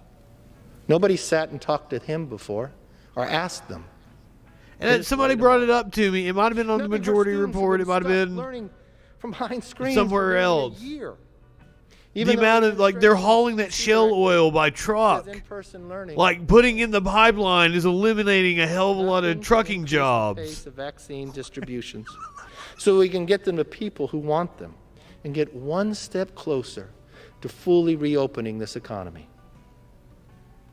At a time when households are already struggling, I would, if he was, I figure that would be on like mainline Wikipedia. It'd be like on the top back to school in the summary. And vaccines for any American if he was, who wants it. Because that would be a very interesting fact. Are the but also, if you are a congressperson and you're related to, this is what we would work on if we had the opportunity to be in the fuck. What was his first name? What was McCarthy's first name? That those in I'm blanking right now. 100 years. Joseph McCarthy. A motion to recommit. Yes. Yes. Yes. Okay, cool. Mr. Speaker, as I've said before, it's like I knew that. Distracted cannot govern. And if you were related to him, I would think that would be one of the things that you would try to dangerous and divisive ways not call attention to, the power for sure. Of a majority. And you want to go into politics. No one supports what was said before a person ever became a member. It looks like there's not going to be that many Republicans speaking. When a member said something, because that first lady took what, 20 minutes on this side of the aisle. McCarthy's taking a good amount of time now. Because they said it as they've only got 30 minutes on each side. As we list the long list of the standards on the other side, no one ever got removed. They got rewarded. And now, more than 200-year history in this body is going to change. But if it changed as a standard to reach all, I'll be right here with you. If the concern was really what the majority leader said to me about being on Education Committee, I'm the first one to switch it. I actually offered it. That would be appropriate, but not for this majority. They believe something different. It would be appropriate. So you put her on there anyway, even though you feel it would be appropriate that she shouldn't be on there. That were said were wrong. That member came to this floor. The mental gymnastics these motherfuckers do. As a member of Congress, not as a private citizen. God damn, right-wingers are fucking morons. I listened to President Biden as I watched him sworn in. I heard the word unity. That's why I reached out as well. If there's concern about education, we can fix that. If there's concern on the other side about working with people who are getting laid off with every stroke of every executive order, oh my God. If there's concern about getting kids back in school, we'll work on that. If there's concern about getting a vaccine to any American who wants it, we'll work on that. Well, that certainly is a concern. The majority gets to decide what comes to the floor.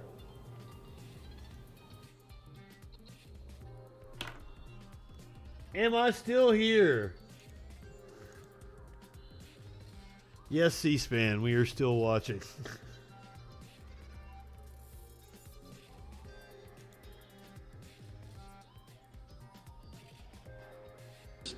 To be one-sided, a long history that I believe this body will be embarrassed by. I yield back. I mean, I understand bandwidth is Gentleman from expensive. Indiana reserves. Gentleman from Florida is recognized. Thank you, Mr. Speaker. I yield 2 minutes to the distinguished gentlelady from Georgia, Representative McBath. Gentleman from Georgia is recognized for 2 minutes. Thank you to my colleague and friend from Florida, and thank you, Mr. Speaker. In 2 weeks, I celebrate the birthday of my son, Jordan. Every year since he was murdered, his birthday brings joyful memories, but profound sadness. 2 years ago, my pain on his birthday turned to horror and grief as I watched students in Parkland, children the same age as my son, run terrified out of their high school. I watched parents read texts from their kids that said, "Mom, if I don't make it back, thank you for everything that you've done for me." I watched as 17 families realized that their lives are never going to be the same. Throughout history, words have shown and have had the power to unite this nation with unity and with hope, or the power to divide with bigotry and hate. Words have an impact on everything that we do here in this chamber, on this hill, in this body. Every action that we take. Yeah, I feel like if he was, better for the American there people. would be a lot of articles drawing that This comparison. today is about a member's words and actions that are beneath this body, beneath the American people that we have sworn to protect. This is about a member stalking the children of tragedy. Seriously. Attacking survivors and threatening violence. This is about a member denying the existence of dead children at Sandy Hook Elementary and Marjorie Stoneman Douglas High School. This moment is about parents across America who now celebrate their child's birthday, just like me. And I yield back the balance of my time. Gentleman from Georgia yields back. Gentleman from Florida reserves. Gentlewoman from Indiana is recognized. Thank you, Mr. Speaker. I yield 2.5 minutes to the ranking member of the Judiciary Committee, Mr. Jordan. I thank the gentlelady. We do not need to hear from Jim Jordan, Thank you, Mr. the man who ignored sexual abuse at his Everyone has school. said things they wish they didn't say. Everyone has done things they wish they didn't do. So who's next? Who will the cancel culture attack next? Former New York Times editor. I hope it's you. You. Because of the environment at that paper, she had to resign. She coined this term. Is he talking about Barry Weiss? You engage in wrong think, you engage in wrong speak, you're going in the Thunderdome. Today it's Miss Greene. That's where WWE's been holding its shows. Who's it going to be tomorrow? I've heard several times on the floor today from the Democrats. Conspiracy theory. The Democrats peddled the biggest conspiracy theory of all time, the Russia hoax. Amen. Two of those years, for the last 4 years, they peddled this theory. 2 of those years, they spent $40 million, Honestly, lawyers, 40 FBI agents, a lot of people with microphones and cameras keep talking about cancel culture. Collusion. I keep hearing about it a hell of a lot. He was going on television all the time talking about the coordination, the collusion that was going on. But what did he say behind closed doors when he was under oath in the Intelligence Committee? He said this: "I never saw any evidence that the Trump campaign was conspiring with the Russians to meddle with the election. No evidence." But they peddled this theory for 4 years. There were over 100 connections between the campaign and Russia. We started the debate off today for the Democrats. The Democrat chair of the Rules Committee, Mr. Speaker. A lot of people that could just call press conferences. Guess who? Or you can just pop on a live stream and have thousands of people watching them. To object to the 2016 presidential election. The guy who kicked off the debate for the Democrats today going after Ms. Greene. Gentleman from Massachusetts. Guess what his reason was. I don't understand why people think they're entitled to the infrastructure of Facebook. Theory. And guess which state? Guess which state he objected You're not being censored. You can buy a server. Alabama. You can That's host right, yourself. January 6, 2017, the guy kicked off the debate for the Democrats. You can buy a web domain and you can broadcast on your website. Nobody's shutting that down. So how are you being censored? Today, 4 years ago, objected to Alabama based on this Russian hoax conspiracy theory, and now Facebook doesn't have to host your shit. YouTube doesn't have to host your videos. This cancel culture will not just come after Republicans. It's going to come after us all. Now, if you want to talk about the adverse effect of capitalism and the monopolies that these tech companies days for have, that to be proven true. Last week, Mr. Speaker. I'm down with it. Last week, let's Senator democratize Feinstein them. Elementary School is no longer named after Senator Feinstein. That's how bad this is. I hope this stops, and I hope it stops soon. Wait, did you just take up for the shittiest Democrat ever, Jim Jordan? Gentleman from Florida is recognized. 1.5 minutes to the gentleman from New Jersey, Mr. Malinowski. Gentleman from New Jersey, minute and a half. Mr. Speaker, when we talk about unity, let's remember we were united last October when the House came together almost unanimously to condemn QAnon in a resolution that I had introduced. We said that QAnon was fanning the flames of anti-Semitism, that the loony lies it was spreading online would lead to people Like the being Rothschilds killed in the real world. There. But then yesterday, Jewish lasers they're Mr. shooting McCarthy, at the California. minority leader, said something that mystified me. He cited that resolution as a reason not to remove Representative Greene from her committee. We'd already condemned QAnon, he suggested. Why would we need to do anything else? It's like saying we condemned bank robbers last year. We condemned bank robbery last year. We don't need to actually stop any bank robbers this year. How can almost 400 of us say that QAnon is a threat, and then when we see someone who has spent years spreading the same conspiracy theories, So over 100 of them didn't think QAnon's a calls threat. for violence, someone who 3 days ago called her critics pedophiles. That number has 3 grown. days ago, and then say that person should be given all of the privileges of a member of a House. Mr. Speaker, if you condemn QAnon, that means you have to fight it. If you believe that these conspiracy theories are dangerous, you have to separate yourself from the people who are spreading them.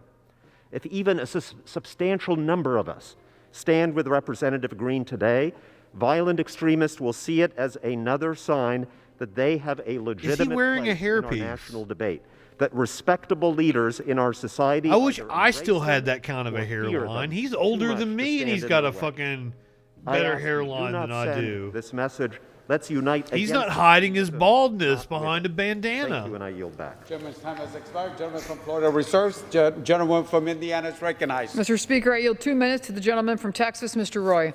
Gentleman from Texas is recognized for 2 minutes. Is this Chip Roy? You know, about a month ago, 3 weeks ago, I suspended my social media accounts, my personal social I appreciate media it. accounts, and I did Thank so you. because social media is pretty much consuming the way we govern. And I would just say, why are we governing by soundbite? Why are we governing by looking I don't know. It's a at Republican what tactic. somebody said on Twitter or Facebook? This is a body that is called under the The Constitution. bandana to actually meet on came the to floor of the be United while I States was in House of college. Representatives, not by Anytime I proxy, was by the filming way. something, it kept my hair, to sit sweat, here and and everything debate out of my eyes. and to Started debate doing the stand-up, important kept the issues of the sweat day. out of my eyes. I I was just adopted the look. to say a few weeks ago. Now I have like hundreds of bandanas. I was proud to stand with my colleagues on both sides of the aisle to condemn what occurred on January 6th. I joined with some of my colleagues on the other side of the aisle to disagree on the issue of objections. And then to have a member on the other side of the aisle attack my former boss and friend, Senator Ted Cruz, and basically accuse him of being an attempted murderer. Well, yeah. I asked that that statement be stricken and there be an apology for it. Did he call Ted Cruz his boss? Stripped from their committee ships. I didn't ask that they be censured. I tried to engage with that colleague and have and will. And then this last weekend had a statement directed at me, accusing me of the worst kind. He represents Austin? That has to be some gerrymandered shit. Ladies and gentlemen. Now we're here in the first few weeks of this Congress attacking a freshman member who is addressing the concerns of statements that I take issue with, that a number of my colleagues on this side of the aisle have taken issue with, and you're going to unilaterally strip her of a committee assignment. It's more just Republicans getting up on their cross. This is not the people's house anymore. I made this statement yesterday on the budget reconciliation. I had a great conversation with the distinguished majority leader today about our needs. That's what I'm just looking. San Antonio, Austin, Fredericksburg, like they've cut out like the rich districts and made like a little swath through those, haven't they? Remove this. I made a motion to adjourn. How do you get to be a congressperson from San Antonio and Austin? This will not end well. Gentleman's time has expired. I yield back. They've cut out the red sections of those of that part of the district, and they've gerrymandered the hell out of it. Thank you, Mr. Speaker. That guy should never be in Congress. This is not a. He's not representative of the people. This is a House. That is something we have to change. And the Constitution couldn't be clearer. Article 1, Section 5 vests the House with the authority independent of the ethics. And I don't know how you go about changing that. How do you go about changing congressional districts? Limit any right, power, privilege, or immunity of that member. That probably takes a constitutional amendment. With that, I am pleased to yield a minute. So it's never going to get done. To the gentleman from Georgia, Representative Williams. Gentlewoman is recognized for a minute and a half. Thank you, Mr. Speaker. I rise today in support of the resolution to remove Congresswoman Marjorie Taylor Greene from her committee assignments. Her words and actions tout dangerous and deadly QAnon conspiracy theories, threaten our national security, and put the lives of every person in this room at risk.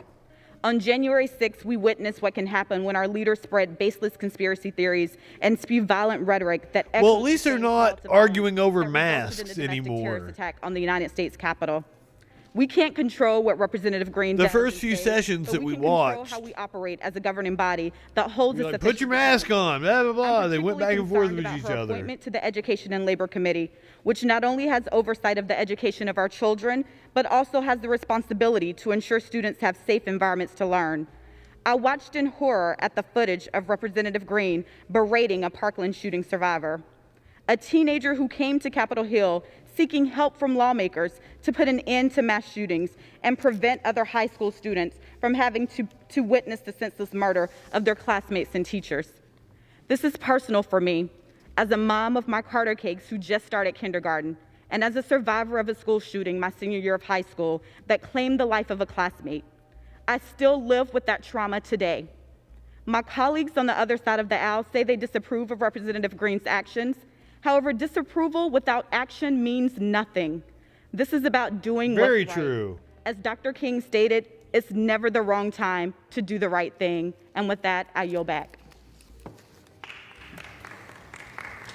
Gentlewoman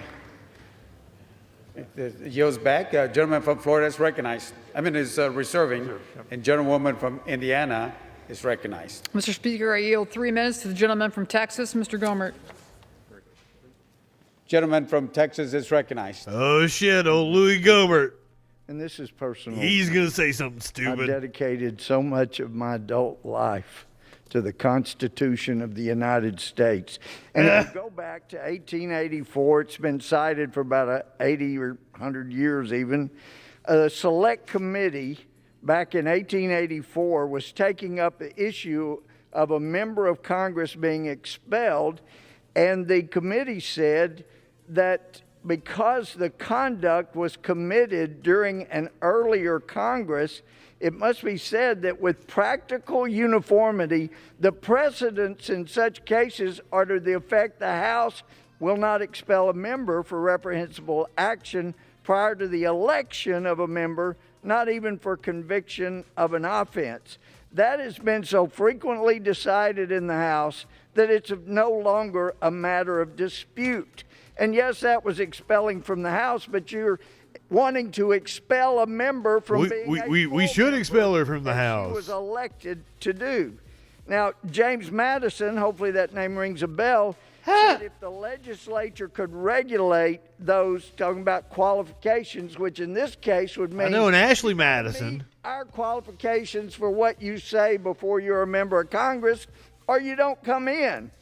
And he said if you could regulate those qualifications, it can be by degrees subvert the Constitution. A republic may be converted into an aristocracy or an oligarchy, as well as limiting the number capable of being elected. Qualifications founded on artificial distinctions may be devised by the stronger party in order to keep out partisans of a weaker party. This is so dangerous. Never in the history of the Congress has a majority party been taking such fanatical action to remove somebody from the other party from committees. This is unprecedented. You know, we had a senator named Biden who looked at a Ku Klux Klan recruiter as a mentor and friend, and you punished him by inaugurating him as president.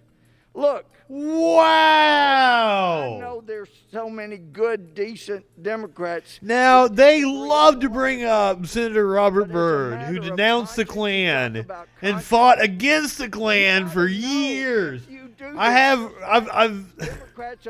got Robert Byrd on audio telling me happy birthday. Freaking fun fact. Look, if you do this, you know the day will come when Republicans will not like something. He was a good man, but they never miss an opportunity to attack him. This is not a road to go down. I beg you, please don't start this precedent. It won't end well for either party, but we will follow your lead if you lead. I'm imploring you, do the right thing. Vote no on this. They're children. Gentleman yields back. Members are... Republicans are fucking children. To the chair. At this time, the gentleman from Indiana reserves, and the gentleman from Florida is recognized. Mr. Speaker, I yield 1 minute to the gentlewoman from Michigan, Ms. Tlaib. Thank you, Gentlewoman's recognized. Thank you, Mr. Chair.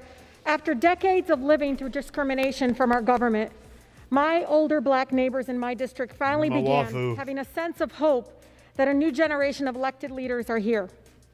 Recently, however, those same neighbors have told me they began to feel that fear again because of what is happening here in this chamber.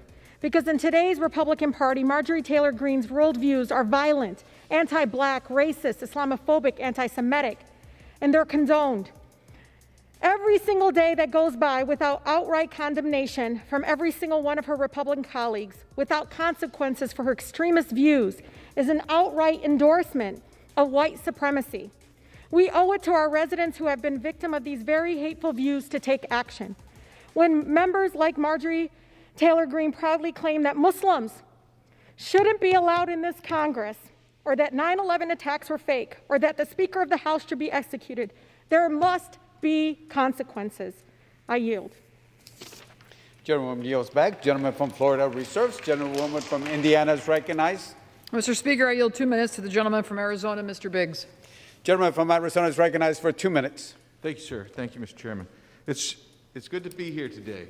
But what I feel and what I believe as I'm listening and I'm hearing the debate is this is not really about words said by Ms. Greene before she was ever elected overwhelmingly in her district. Because if it was about language and that we were disciplining because he says overwhelmingly. On this side, on the Democrat side, who said, Israel's hypnotized the world. May Allah awaken the people and help them see the evil doings of Israel. It's all about the Benjamins, baby. Project Veritas is I would have thought.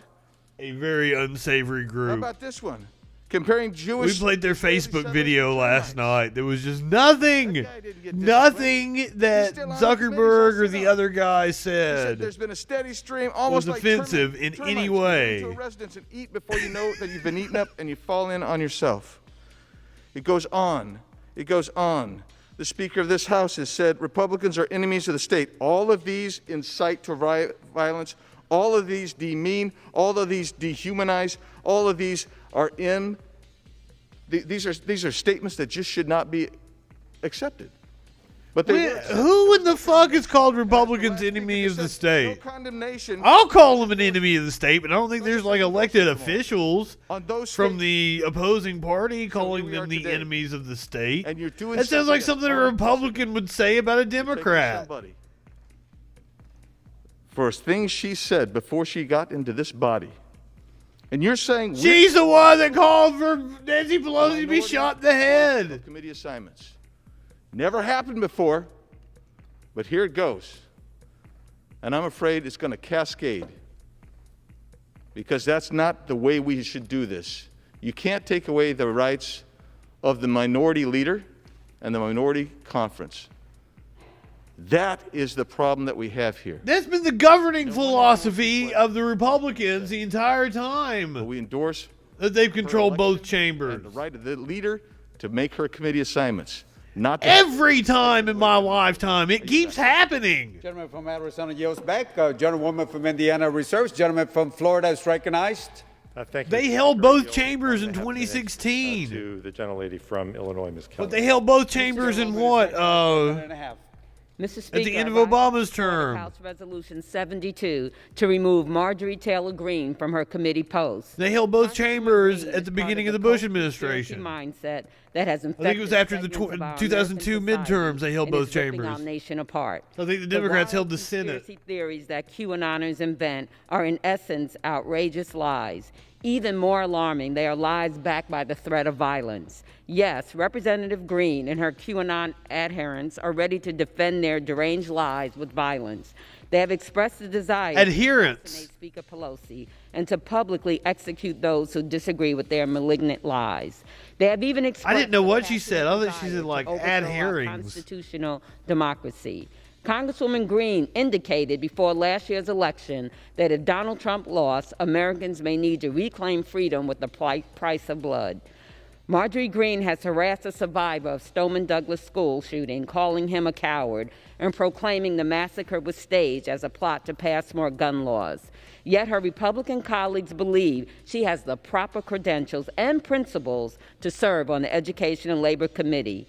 Of course they do. But that is a false equivalent. I think it's clear that we need to draw the line at Jewish space lasers and calling for political assassinations, not policy differences. At least with one xenophobic racist, both sides were able to put country over party. The party of honest Abe can no longer be honest with itself. Marjorie Greene and her fellow conspiracy theorists. I don't know about you guys, but it's coming up on 4:20 my time. It's time to so turn the smoke 'em tables if you and got start 'em. talking about truth for a change. Gandhi liked to say, even if you are a minority of one, the truth is the truth. I urge everyone to join in defending truth. Stand up for truth, even if you're alone. I yield back. Gentleman from Florida reserves. Gentlewoman from Indiana is recognized. Thanks, Mr. Speaker. I yield 2 minutes to the gentleman from Texas, Mr. Babin. Gentleman from Texas is recognized. Thank you, Mr. Speaker. At the direction of the narrow Democrat majority, we are here today standing in judgment over a newly elected colleague of ours for things said as a private citizen and that have since been retracted. Meanwhile, some colleagues have engaged in anti-American, anti-Semitic tropes and commentary before and he's attacking Omar. Other colleagues have incited and called for violence across the country. Thank you for joining me. Trump became president. It's 4:19 in my time zone. Violence against him and those who support the Republican Party. Not to mention other dangerous words that have been harmful to the security of our nation. But, Mr. Speaker, none of those are in question, and those members never saw any condemnation. In this Democrat majority, they never will.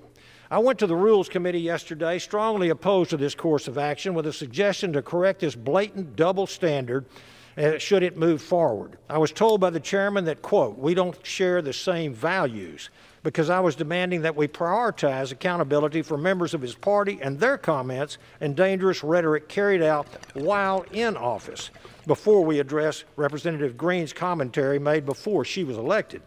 Perhaps the chairman was right.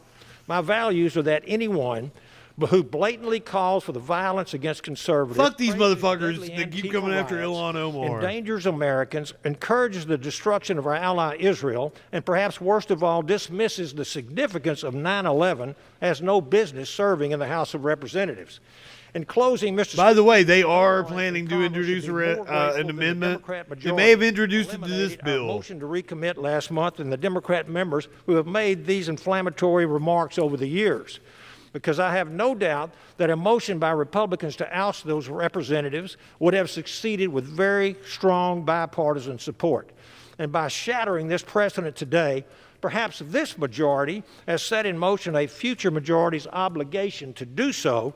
If my Democrat colleagues are attempting to take the speck out of their eye, I encourage them to also take the log out of their own eye. Out of our eye, then take the log out of their own eye. Thank you, and I yield back. Gentleman's time has expired. Gentlewoman. What the fuck did any of that mean? The speck out of their eye and the log out of our eye and the what? Gentlewoman from Minnesota is recognized for a minute and a half. Thank you. Mr. Speaker, this is not about one member. This is about who we are as a body and what we are as a democracy.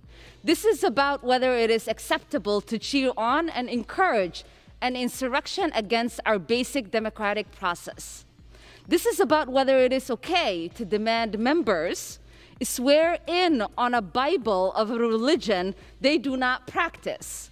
This is about whether it is okay to hold an assault rifle next to members' heads in a campaign ad and incite death threats against them.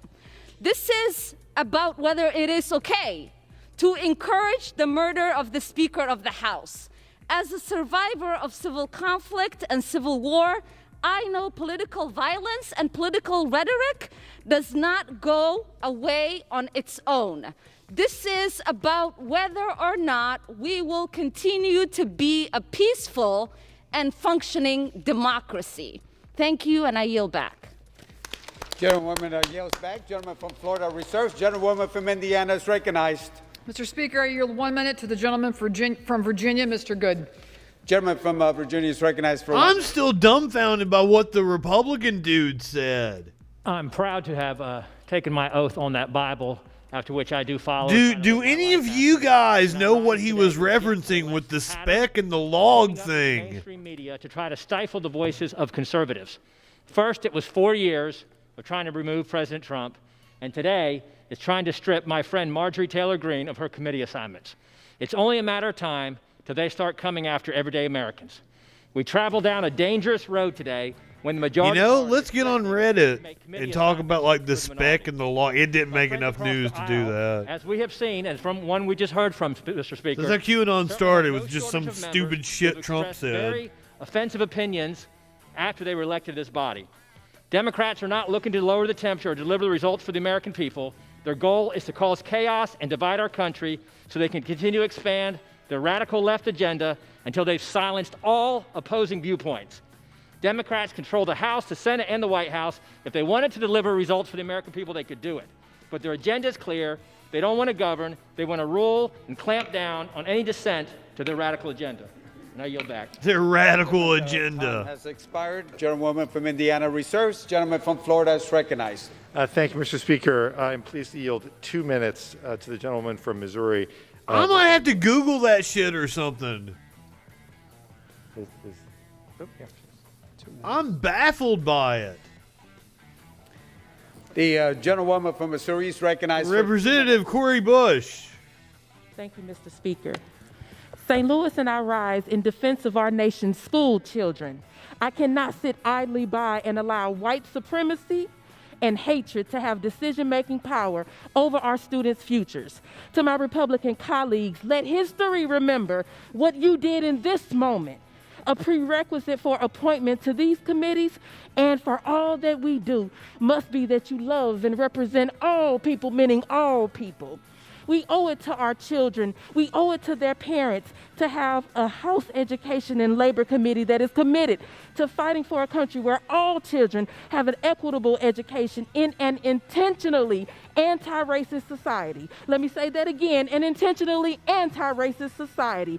From the Ferguson-Florissant School District in St. Louis to the Normandy, Hazelwood, Riverview Gardens, Jennings, University City School Districts to St. Louis Public Schools, all of our school districts deserve better. Harris-Stowe State University, Missouri, University of Missouri, St. Louis, Louis are tech and trade schools. St. Louis University and Washington University, they deserve better, because our teachers and our custodial workers, our cafeteria workers deserve better, because our students who don't have a roof to sleep under at night, our students who don't have running water at home, our students who don't have enough to eat deserve better, because those living with student debt and those who desire to go to college deserve better. Our parents, they deserve better. We cannot build an equitable anti-racist education system if a seated House Education and Labor Committee member incites violence through the perpetuation of racist lies in an attempt to overturn an election. We cannot build an equitable anti-racist society if a member of Congress endorses white supremacy. We need to strip them of their committee assignments. And then we must pass my resolution, HRES 25, to investigate and expel them. Thank you, and I yield back. That's what a Democrat should talk like. Florida reserves. Gentlewoman from Indiana is recognized. Mr. Speaker, I yield 2 minutes to the gentleman from Georgia, Mr. Heiss. Gentleman from Georgia. Thank you. The hypocrisy here is an outrage. My fellow Georgian. Isn't it, though? Isn't it? In this House and took full responsibility for her statements. That's more than we can say for any of the many in this chamber who have made outrageous, hate-filled, and vile statements and comments over the past years and recent months in particular. For example, a Democrat member of the House... So we got the big shots with the longer speeches up front. Now we're getting the whack jobs, getting a minute or two. Democratic chairwoman of the House Financial Services Committee encouraged support... No, I'm not calling Cory Bush a whack job. Anyone who supported President Trump. She still holds her position. Seniority in the House. The House has called Republicans enemies of the state. She still has her position. Who called Republicans enemies of the state? I missed destroyed, it. Officers killed, and civilians attacked. I do not remember that statement. The majority party called for. I mean, I can make a damn good argument that they are. She still has her position. I've got 4 pages of similar comments, and this is by no means exhaustive. Inflammatory. He's not wearing his mask right, is he? Unfortunately. It's like under his ears, and that's why it's slipping down. For calling for violence or making other similar remarks, the majority refuses to hold its own members accountable. That is a zenith. I was getting ready to say this is like an N95 mask, but it's not. It's like a coffee filter or something. Members to oppose this resolution, and I yield. Gentleman yields back. A face bra. That was like he had like a coffee filter and had rubber bands or some shit. Please yield 1 minute to the gentleman from Ohio, my friend Ms. Beatty. God, right-wingers are fucking morons. Thank you, Mr. Chair, Mr. Speaker. It is a shame that we must use precious time on the floor of the People's House to address the inflammatory remarks of member Marjorie Taylor Greene.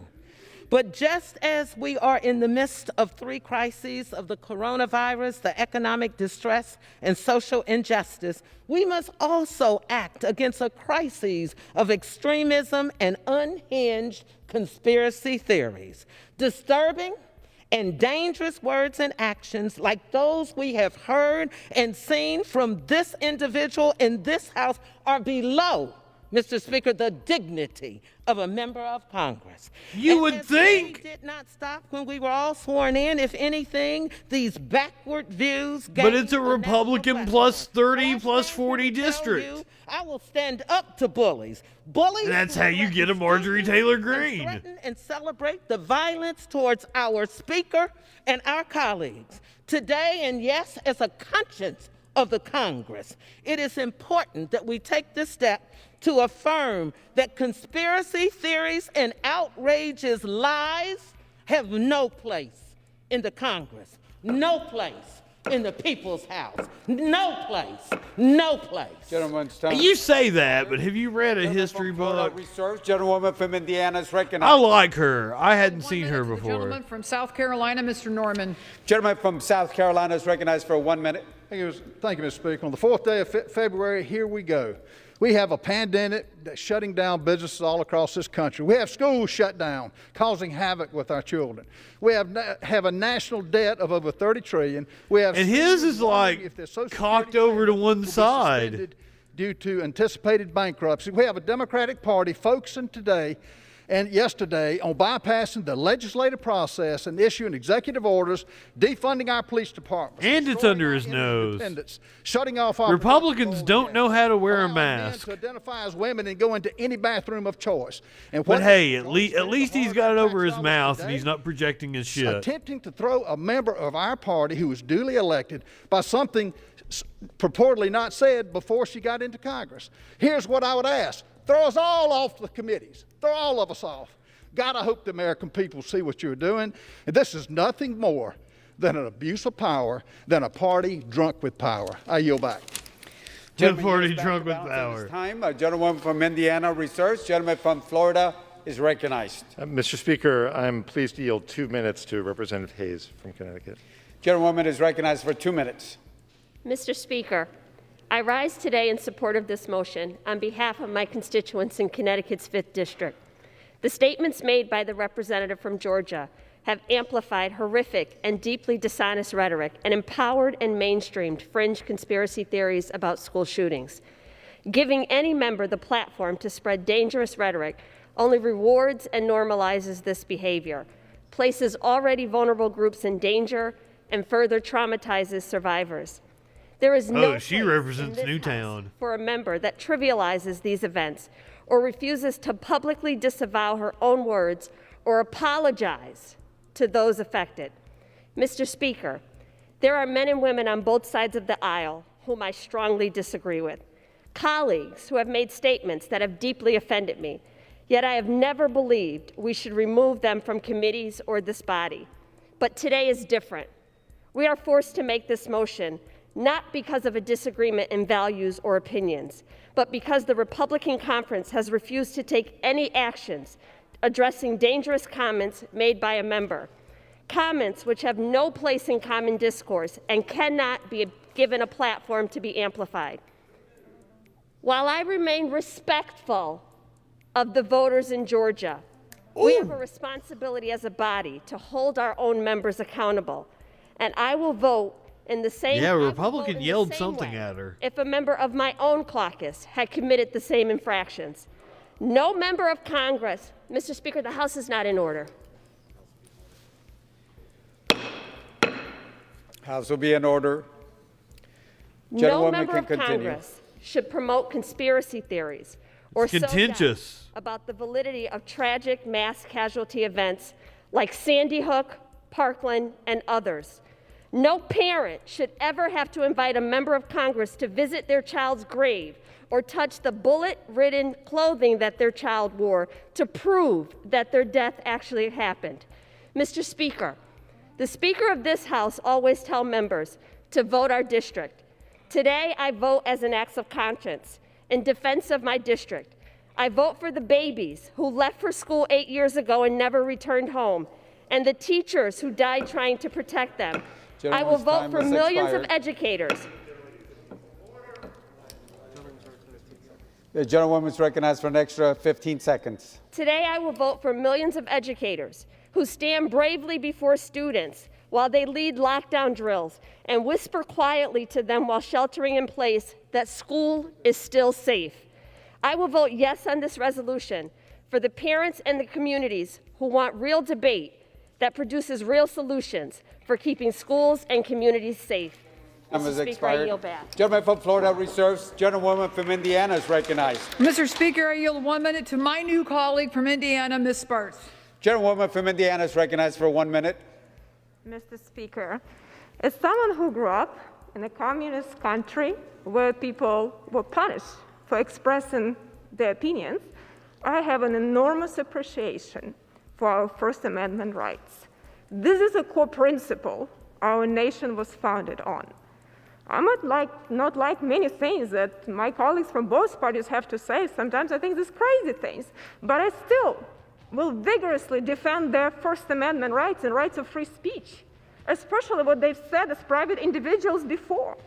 And voters will decide if this is not trampling on her First Amendment rights. It's a slippery slope to start no, it's not. Opinion in our Congress will start The resembling... fallacy is when somebody says it's a slippery If we're slope. not That's careful. the fallacy. I would really like my colleagues to think before they make this vote. I yield back. Gentleman yields back. Gentlewoman from Indiana reserves. Gentleman from Florida is recognized. Mr. Speaker, So I'm surprised the Republicans haven't put her more front and neighbor from center. Florida, Ms. Wasserman Schultz. Gentlewoman from Florida is recognized for 1 minute. Did we already hear from her? Speaker. You know, we've heard a lot here today. So in closing, let me remind my colleagues that we were sent here not only to uphold the Constitution, but to uphold a standard of conduct. Let me share with you what should have happened. What should have happened is some remorse for the pain that the gentlewoman from Georgia has caused, and acknowledged that pain, the damage that she has caused, the violence she has advocated. I would have hoped that she would have realized, like so many of us have, the awe and gravity of serving in this institution, and that despite all the harm that the words and actions she's taken have caused, that now that she's a member of this body, she truly understands and is sorry she stalked a teenager who was a victim of a mass shooting. Sorry that she actually suggested. No. She's the actual victim. Don't you know this? Should meet a bullet as her end. Sorry that she suggested that President Obama should have his life snuffed out. But none of that happened. And that is why she has forfeited the right to serve on committees in this House of Representatives. I yield back. Gentleman from Florida reserves. Gentlewoman from Indiana is recognized. Mr. Speaker, I yield 1 minute to the gentleman from Georgia, Mr. Clyde. Mr. Speaker, I rise today to oppose this unprecedented power grab orchestrated by the Democrats. Much has been said about what my colleague from Georgia has spoken of in her past, but the past is past. I do not believe Congress has jurisdiction to relitigate what a member of this body said before they took their solemn oath of office. That is an issue to be adjudicated by her constituents at the ballot box in the 14th District of Georgia, not here in Congress. Without question, this body is putting itself on an extremely dangerous path, a path that opens the door to allowing the majority party to strip the minority party members of their committees based on statements made or beliefs held before holding office. It is clear the resolution before us is not about my colleague. It is about Democrats seizing upon an opportunity to further suppress the rights of the minority party, to silence a bold member of the opposition, and to thereby further their socialist agenda. Members of Congress have hold themselves to the highest standards, and I know Marjorie is doing just that. I expect no less from my Democratic colleagues, which is why this resolution must not pass. Thank you. I yield back. Gentleman yields back. Gentleman from Indiana reserves. Gentleman from Florida is recognized. Mr. Speaker, I am pleased to yield 1 minute to the distinguished majority leader of the House of Representatives, Mr. Hoyer. Gentleman is recognized for 1 minute. Not a big fan of old Steny Hoyer. Mr. Speaker, this is a sad day and a difficult day for the House of Representatives and for our country. I have had the great honor of serving this body for 40 years. And in that time, I have never encountered We need less Steny Hoyers and way more Cory Bushes, Ilhan Omar's, AOC's. Hurtful statements, engaged in harassment of colleagues, and expressed support for political violence. None of us should take any pleasure in what we must do today. But to do nothing. I'm kind of taking some pleasure in it. Abdication of our moral responsibility That's to one our of the reasons colleagues, why I'm live streaming it. to the House, to our values, to the truth, and to our country. A great forebearer of legislators, Edmund Burke, famously declared, "The only thing necessary for the triumph of evil is for good men to do nothing." Yesterday, the Republican conference chose to do nothing. So today, That's kind of what the Republicans do. the House must do something. I have heard some condemnation. When they are doing something, it's like incredibly evil. Greene's statements. Some have condemned the white supremacist and anti-Semitic things she said and posted online. Some have condemned the falsehoods she shared about 9/11 and the horrific school shootings. But I have heard little from Republicans about the horrific statements made by their colleague making threats of violence against Democratic elected officials and her threatening conduct towards Representative Bush and others. That is kind of an issue. Indeed, Mr. Speaker, there seems to be much silence. She was holding a gun next to a picture of Ilhan Omar in one of her campaign ads. In the Washington Post yesterday, columnist Greg Sargent wrote, and I quote, "Whatever happens..." She's fundraising off of a picture of Ilhan Omar. The truth at is this unavoidable. moment. Republicans have yet to offer a clear and unambiguous declaration that political violence is unacceptable and has no place in their ranks. And I've heard too much about process and not enough about accountability. No member ought to be permitted to engage in the kind of behavior that Representative Greene has and face zero consequences. This vote can be a first step in correcting the error of those who so far have chosen to do nothing. Well, that's refreshing that he says it's the first step, so maybe they will move forward with trying to expel her from Congress. Indefensible conduct. I heard no apology. She claimed that we are here today only because of some things she wrote online before she ever ran for Congress. And if one's moral slate is wiped clean when one becomes a candidate for office. Regardless, the conduct we are judging today continued to occur even after Representative Greene became a candidate. And yesterday! She was elected. She tweeted some QAnon bullshit yesterday. To look at this image.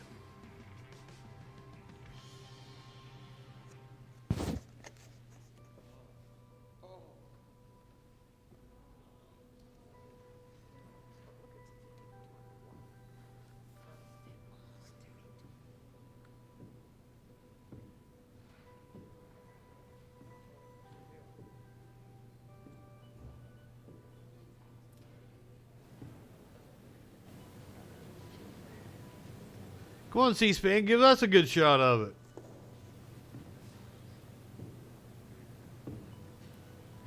C-SPAN does not control the cameras.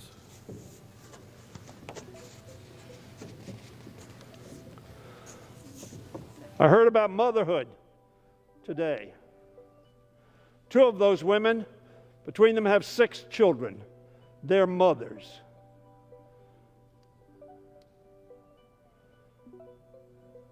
One of them does not have children.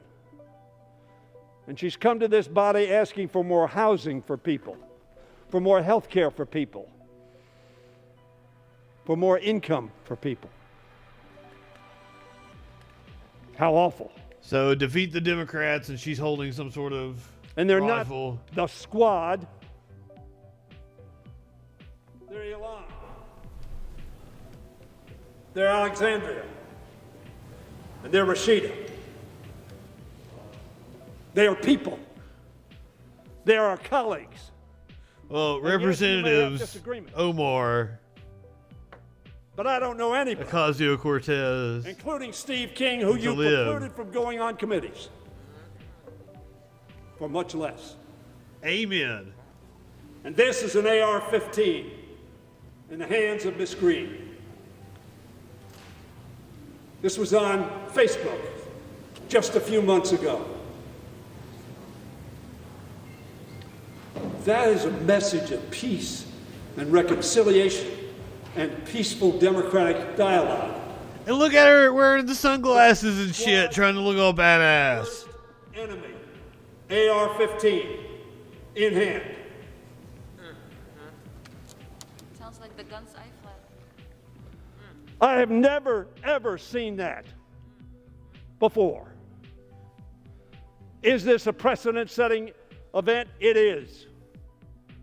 Because the conduct,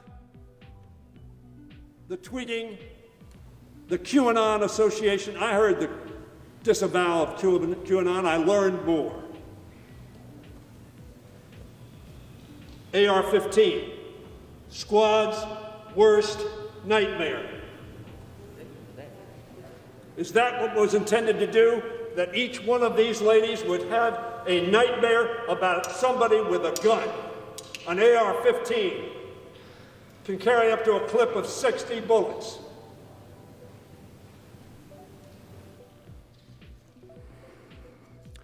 I urge my colleagues to look at that image and tell me what message you think it sends. Here she is, armed with a deadly assault rifle, pointing it toward 3 Democratic members. Now, the pictures are put together, you understand. They were not present. I understand that. And she captioned it, the squad's worst nightmare. I'm glad he clarified that for us. Some people are having nightmares and fear. And some people who wanted to give other people nightmares committed sedition and broke into the House of Representatives and tried to stop us electing a president of the United States. These 3 faces are real people. There are 3 reasons we're here. But there are many other reasons we're here today. In 2019, during the same election cycle in which she ran, showed support for comments online that the quickest way to remove Speaker Pelosi from power would be, and I quote, a bullet to the head. Did any of you hear Steve King say anything like that? You removed him from all of his committees.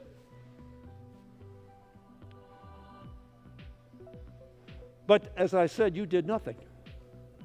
As a matter of fact, gave a standing ovation, as I understand. I wasn't there.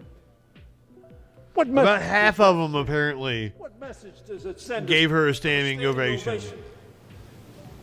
To give these 3 women nightmares.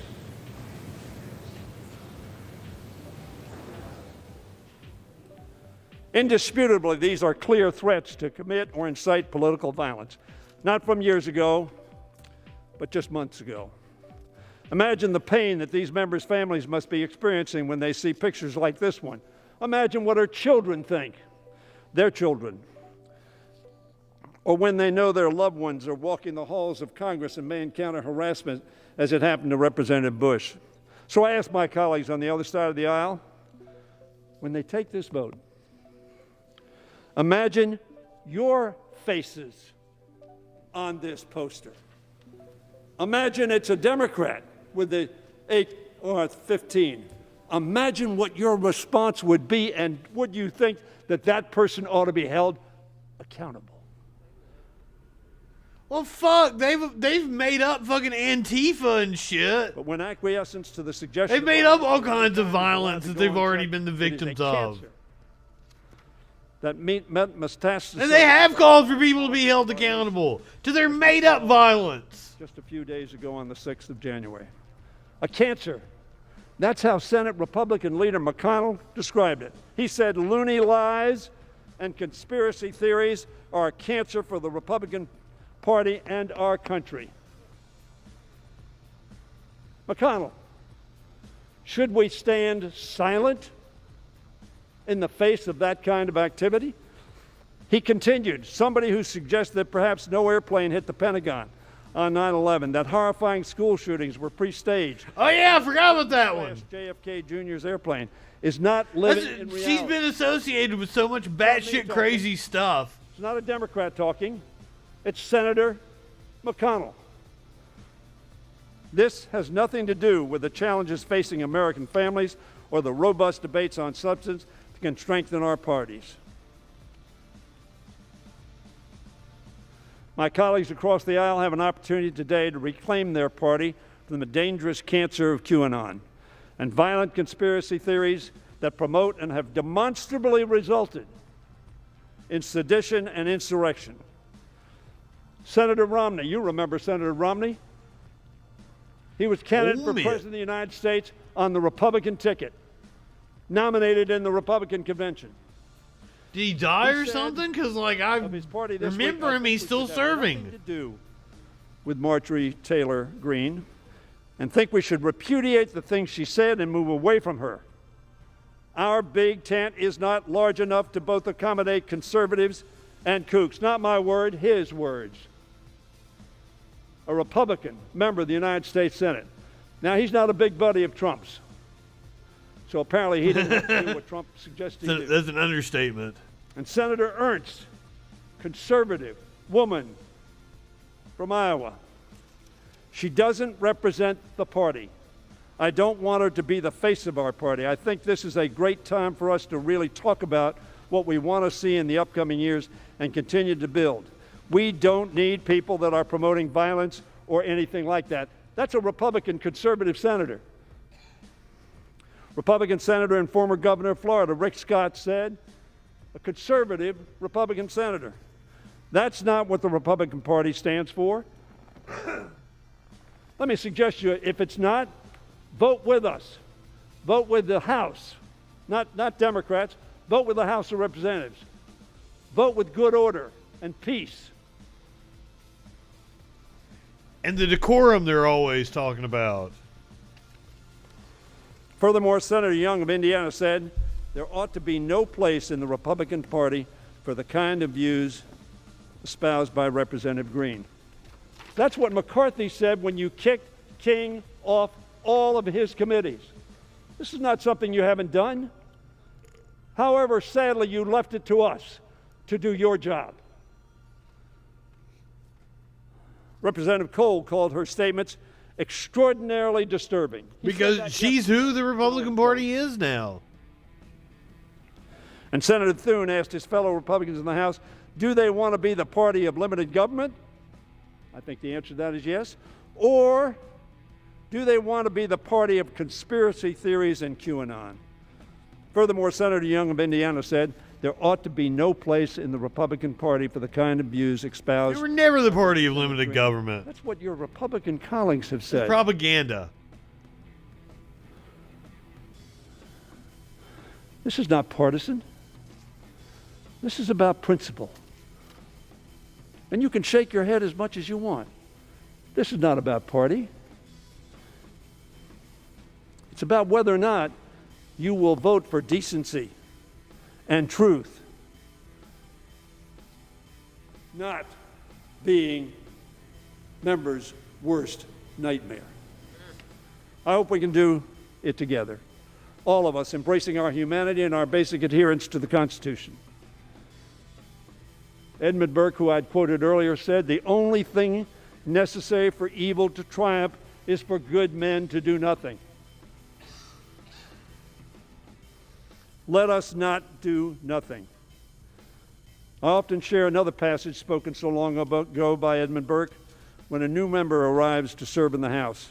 It concerns the duty of a representative has to his or her constituents. His conclusion on that matter is that we owe them our unbiased opinion, mature judgment, and enlightened sense of conscience. What does your conscience tell you to do in light of this kind of assertion? How much time did Hoyer have? Nothing. Burke told his own constituents that these virtues of representative does not derive from your pleasure, nor from the law and the Constitution. They are trust from providence, for the abuse of which you are deeply answerable. Your representative owes you not his industry only, but his judgment, and he betrays it instead of serving you if he sacrifices it to your opinion. This is not about polling. This is not about your base. This is about your conscience and your moral judgment. In other words, each of us ought to look inside our hearts to the answer we know is right and is best for the House and for our country. The Republican Party, for less toxic language, took committee assignments away from Steve King. Should they do less in this instance? There is no doubt that if somebody came to the Congress and had said before they came to Congress, I am for violent revolution against the government of the United States of America, that your party would say that's not somebody we want to be associated with. That's not what she said. I do not assert that. But should we do less than you did for Steve King? For far less toxic language. Let us not do nothing. Mr. Speaker, let us do the right thing. I yield back the balance of my time. Gentleman yields back the balance of his time. Gentleman from Florida, reserve. That was far better than I expected from Mr. Speaker, I yield 1 minute to the gentleman from North Carolina, Mr. Budd. Gentleman from North Carolina is recognized for 1 minute. Thank you, Mr. Speaker. You know, today is really about one party single-handedly canceling a member of the other party because something said before that member was even elected. This isn't about agreeing or disagreeing with the comments. This is about Democrats abusing their power and using it to cancel. This sets a very dangerous precedent. There are members across the aisle who have said alarming things recently. They've made anti-Semitic comments repeatedly. Another attack on Omar. American comments repeatedly. And they've made comments threatening violence repeatedly. Ted Budd. Cancel culture should not take over our country. Cancel culture should not take over our... I actually like Greensboro, North Carolina. And cancel culture certainly should not take over the House of Representatives. We need to let the gentlelady from Georgia serve. I've had some good times in Greensboro. To judge her performance at the ballot box. And I yield back. Gentlewoman from Indiana reserves. Gentleman from Florida is recognized. Gentleman, I'll reserve. I'm prepared to close as well. Gentlewoman from Indiana is recognized. Thank you, Mr. Speaker. I absolutely reject racism, anti-Semitism, and bigotry, as I said earlier. I condemn conspiracy theories and calls for violence. I do not in any way condone these reprehensible views. Sadly, though, here we are today. You do, though. You do. Power grab. The Democrat majority has taken unprecedented steps to marginalize Republicans just because we have not done what they want us to do, and that's wrong. There's a reason that neither party holds a majority on the Ethics Committee, and the reason is to avoid one party or the other weaponizing the committee's purpose for use in political and partisan fashion. The majority should withdraw this resolution, and if it chooses, pursue this matter properly through the Ethics Committee. If the resolution is not withdrawn, then I'll vote no and hope at some point the Ethics Committee will again be used to serve this body as intended. Our colleagues deserve better, and the House as an institution deserves better. I ask my colleagues to vote no, and I yield back. Gentlewoman from Indiana deserves better than Marjorie Taylor Greene. Recognized. Thank you, Mr. Speaker. Let me just address some of what we've heard today. First, we've heard the argument made by our colleagues that this is something that should go to the Ethics Committee, despite the fact that we have the authority to be here today to tackle something that our friends should have tackled. But then they turn around and say that the Ethics Committee doesn't have jurisdiction for anything that's been said before a member is elected, thereby creating a loop that will result in no accountability, zero accountability for any of the horrific sayings, any of the horrific actions that have been promoted by Representative Greene on social media and in her words. We also heard that this would deepen, what we're doing here risks deepening dangerous divisions. The dangerous divisions that exist in our country resulted in an attack on this Capitol, putting all of our lives at risk. We're trying to stop. Who? Oh, were you talking about the Republican that just spoke? A platform. I wasn't paying attention to the chat. Conspiracy theories that I don't think you're talking about Representative Deutsch. This is cynical and hypocritical. Mr. Speaker, is there anything more cynical and hypocritical than to be told on the floor of this House that the minority leader was prepared to take Ms. Greene off of the committee, not because it was the right thing to do, but because it was a political decision he was willing to consider. And I thought he admitted that she didn't need to be there. Representative Greene has So I was wondering why she was there in the first She came place. to the floor today. She acknowledged that 9/11 happened. She acknowledged that school shootings are real. And she acknowledged that she learned some things about QAnon that she didn't know before. There was no apology. There was nothing to address any of the pain and hurt that she's done to my constituents and gun violence survivors in every part of this country and the families who lost loved ones. Mr. Speaker, we need to be here today. This hateful rhetoric is in the real world as well as outside of the halls of Congress, not just here. Memories of the lives we have lost to gun violence are being forsaken by those who baselessly claim those tragedies were false flag events.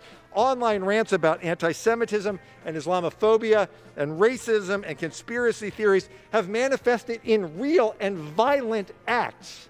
It's not a debating society that we're participating in. And I don't blame members for being worried that Marjorie Taylor Greene might commit a violent act. Speaker. We're worried about or Lauren Boebert. So am I.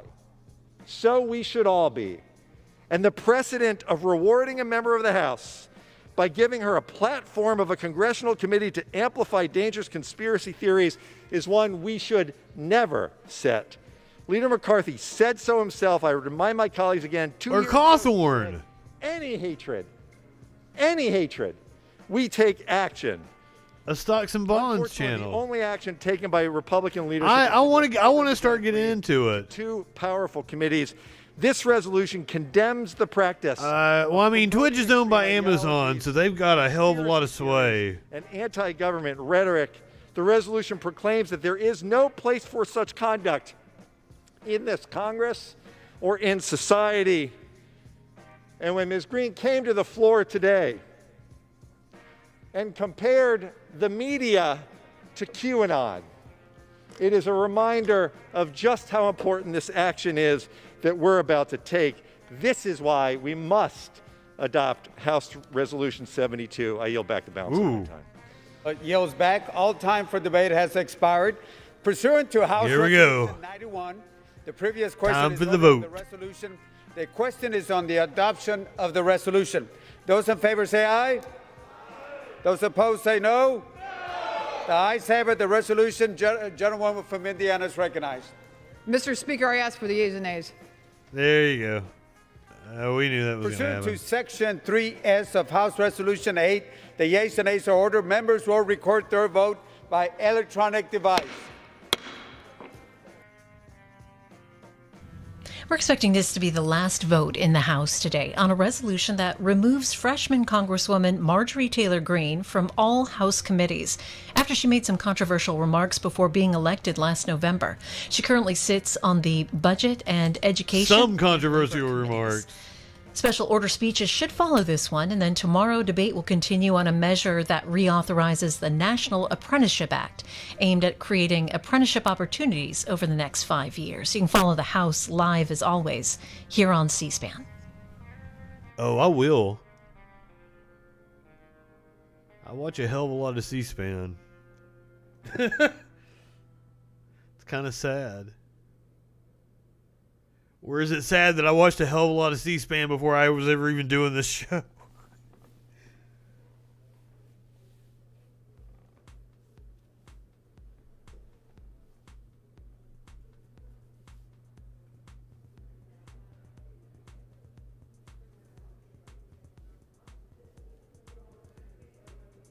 Recognition. Chairwoman Zoe Lofgren. Pursuant to H-Res 8, I inform the House that Chairwoman Kind of took me by surprise will vote there. yea on H-Res 72. As the member designated by Chairwoman Carolyn Maloney, pursuant to H-Res 8, I inform the House that Chairwoman Maloney will vote yea on H-Res 72.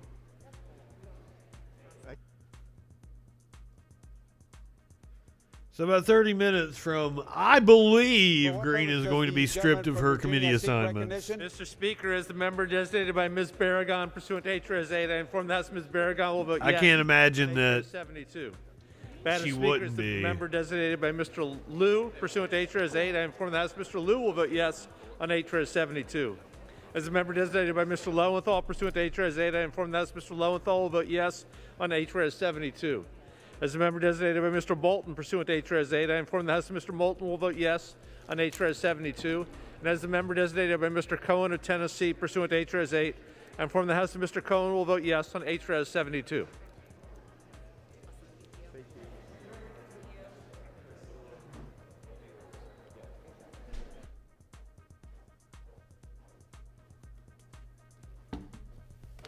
For what purpose does the gentlewoman from Virginia seek recognition? Thank you, Madam Speaker. As the member designated by Mr. McEachin pursuant to H-Res 8, I inform the House that Mr. McEachin will vote yes on H-Res 72.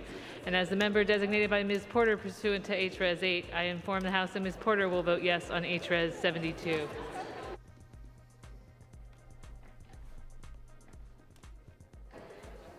For what purpose does the gentlewoman from Illinois seek recognition? As a member designated by Mr. Rush pursuant to H-Res 8, I inform the House that Mr. Rush will vote yes on H-Res 72.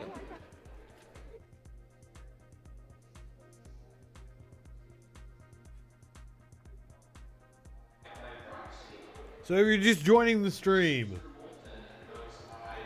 we've been watching the debate, which is just wrapped up, about removing Representative Marjorie Taylor Greene from her committee assignments on the budget and education committees because of her batshit crazy beliefs, Jewish lasers, 9/11 conspiracies,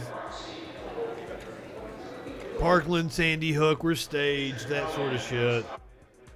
She's got the whole conspiracy bingo card filled up. We watched her speech earlier. She actually spoke on the House floor during the debate about the rules.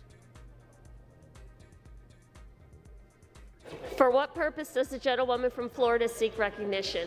Madam Speaker, as the member designated by Mr. Payne of New Jersey, pursuant to H-Res 8, I inform the House that Mr. Payne will vote yea on H-Res 72. And Madam Speaker, as the member designated by Mr. Hastings of Florida, pursuant to H-Res 8, I inform the House that Mr. Hastings will also vote yea on H-Res 72. The gentleman from Pennsylvania seek recognition. Member designated by Mr. Amadei, pursuant to House Resolution 8, I inform the House that Mr. Amadei will vote nay on H-Res 72. For what purpose does the gentleman from Maryland seek recognition? Madam Speaker, as a member designated by Mr. Mfume of Maryland, pursuant to H-Res 8, I inform the House that Mr. Mfume will vote yes on H-Res 72. See, do I still have some marijuana in here? Because I'm not high enough for this shit. And we'll put down the bong. I've still got some in this one.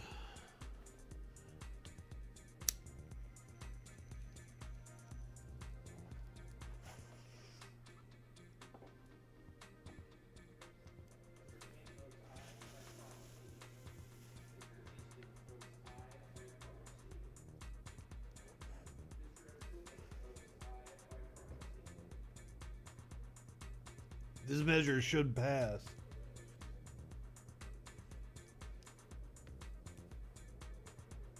Party line vote. It doesn't look like there are any Republicans that are going to jump ship and vote in the affirmative. Not infirmative, affirmative.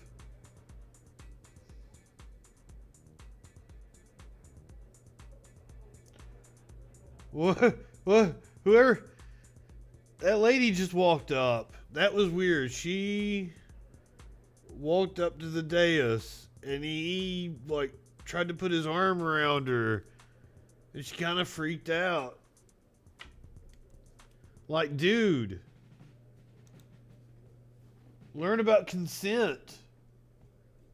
And this is the fucking... Not just consent. That you don't have a right to touch a woman, but it's a fucking pandemic going on, motherfucker. Social distance. I can't tell who it is. He's just walking around slapping hands with everybody. God damn. For what purpose does the gentleman from Connecticut seek recognition? Thank you, Madam Speaker. Madam Speaker, as the member designated by Mr. John Larson of Connecticut, pursuant to House Resolution 8, I inform the House that Mr. Larson will vote yes on House Resolution 72. Madam Speaker, as the member designated by Mr. Langevin of Rhode Island pursuant to HRes 8, I inform the House that Mr. Langevin will vote yes on HRes 72.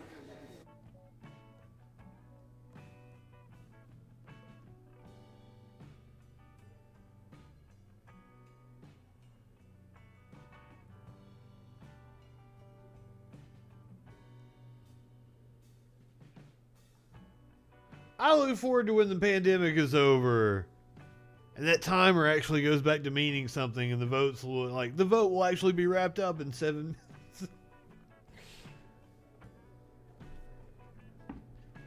Because it's probably going to be longer than the 15 minutes on the other side once it reaches 0. For what purpose does the gentleman from Texas seek recognition?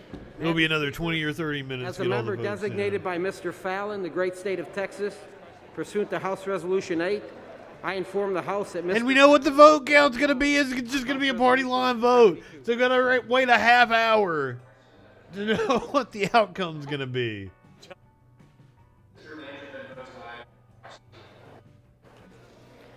For what That's your purpose government does the for gentleman you. from California seek recognition?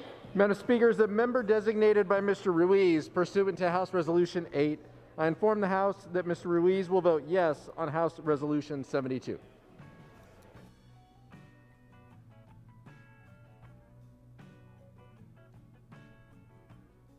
I'm still a little upset that I missed a PlayStation drop. But also it was Walmart and I don't fuck with Walmart, so. But I would for PS5. I have ethics up to a certain point.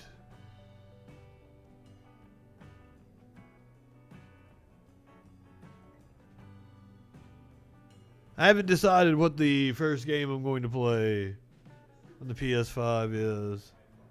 I think I'm going to save Miles Morales for Christmas time because it's a Christmas setting. I think I'm going to partake upon Immortals Phoenix Rising. For what purpose does the gentleman from California seek recognition? As the member designated by Mr. Also looking forward to Hitman 3. I know I can play it on 8, I inform the House that Mr. PS4. Vicente Gonzalez will vote aye on HRes 72. But I'm holding off until I As the get the member PS5. designated by Mr. Vela, pursuant to HRes 8, I inform the House that Mr. Vela will vote aye on HRes 72. As the member designated by Mr. Carnes, pursuant to HRes 8, I inform the House that Mr. Carnes will vote aye on HRes 72. As a member designated by Mr. Gallego, pursuant to HRes 8, I inform the House that Mr. Gallego will vote aye on HRes 72. I could see that. Like, the last one I played was Final Fantasy 14. And I've been being, like, I never got to the end. For what purpose does the With me and the gentleman hot from bag on. Massachusetts seek recognition? There's not a lot of good options for PvP, is there? I inform the House that Congressman Garcia will Unless be you want to voting play like a yes first-person on shooter. HRes 72. But they're all the same.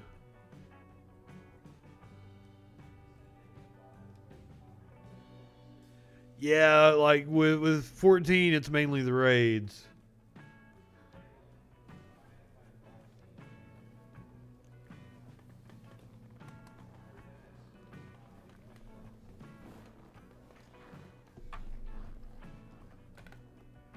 Creed and I used to play Uncharted 4 a lot. And it had a really good, like, I think it was 8-on-8 PvP. Then a lot of people were into the Overwatch. That seems to be the dominant right now.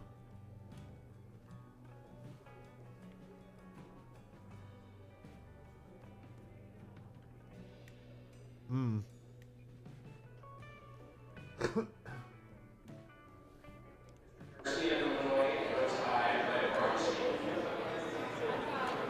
Good. For what purpose does the gentlewoman from Massachusetts seek recognition? As the member designated by Mr. Bowman pursuant to HRes 8, I inform the House that Mr. Bowman will vote yes on HRes 72. As the member designated by Mr. Cooper pursuant to HRes 8, I inform the House that Mr. Cooper I've still will got vote friends yes that play on WoW. HRes 72. As the member designated by Ms. Frankel pursuant to HRes 8, I inform the House that Ms. Frankel will vote yes on HRes 72. As the member designated by Ms. Jayapal pursuant to HRes 8, I inform the House that Ms. Jayapal will vote yes on HRes 72.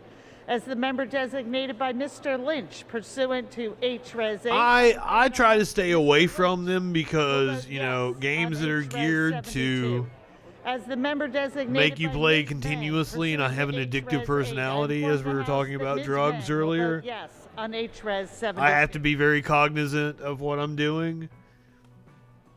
Plus, I really like story-driven games.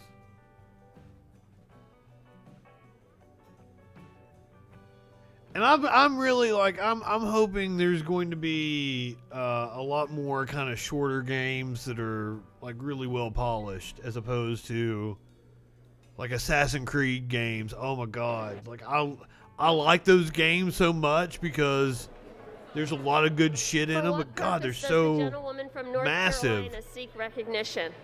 Madam Speaker, as the member designated by Ms. Wilson, pursuant to HRes 8, I inform the House that Ms. Wilson will vote yes on HRes. Yeah, ooh, yeah. I don't ever want to drop any money on some games. That's kind of my thing that keeps me from getting addicted to things. Like, I won't spend money on opiates anymore. I'll do them if you offer them to me, but I won't spend money on them unless my pot dealer just happens to have 5 in his hand. Then all right, I'll do that. He usually gives me a good deal too.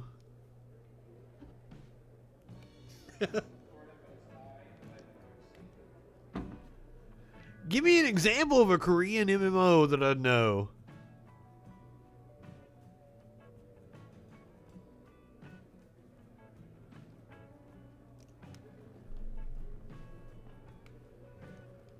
So once again, we're coming down to the clock hitting 0, but it won't be the end of this vote. We've still got about half of the chamber yet to vote.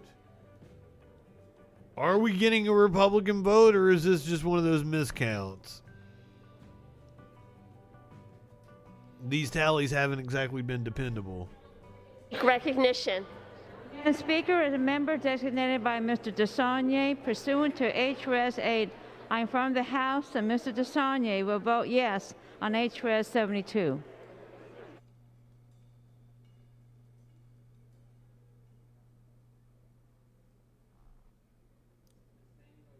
Yeah, I've never even heard of those. It's probably on PC, right?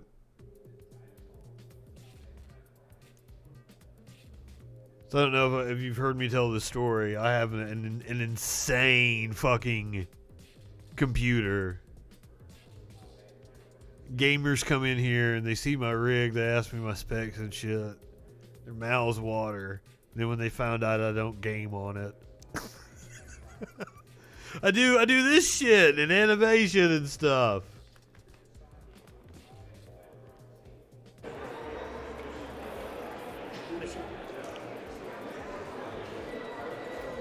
For what And I think that's predatory. That's playing on people with addiction issues. Speaker, as the member designated South by Park did an excellent episode about that. Pursuant to HRes 8, I inform the House that Ms. Lawrence will vote yes on HRes 72. That's why I have to watch the kind of games I get into. And I want a good story-driven game that has a beginning and an end. And I put it down when I'm done with it. Yeah, ain't happening.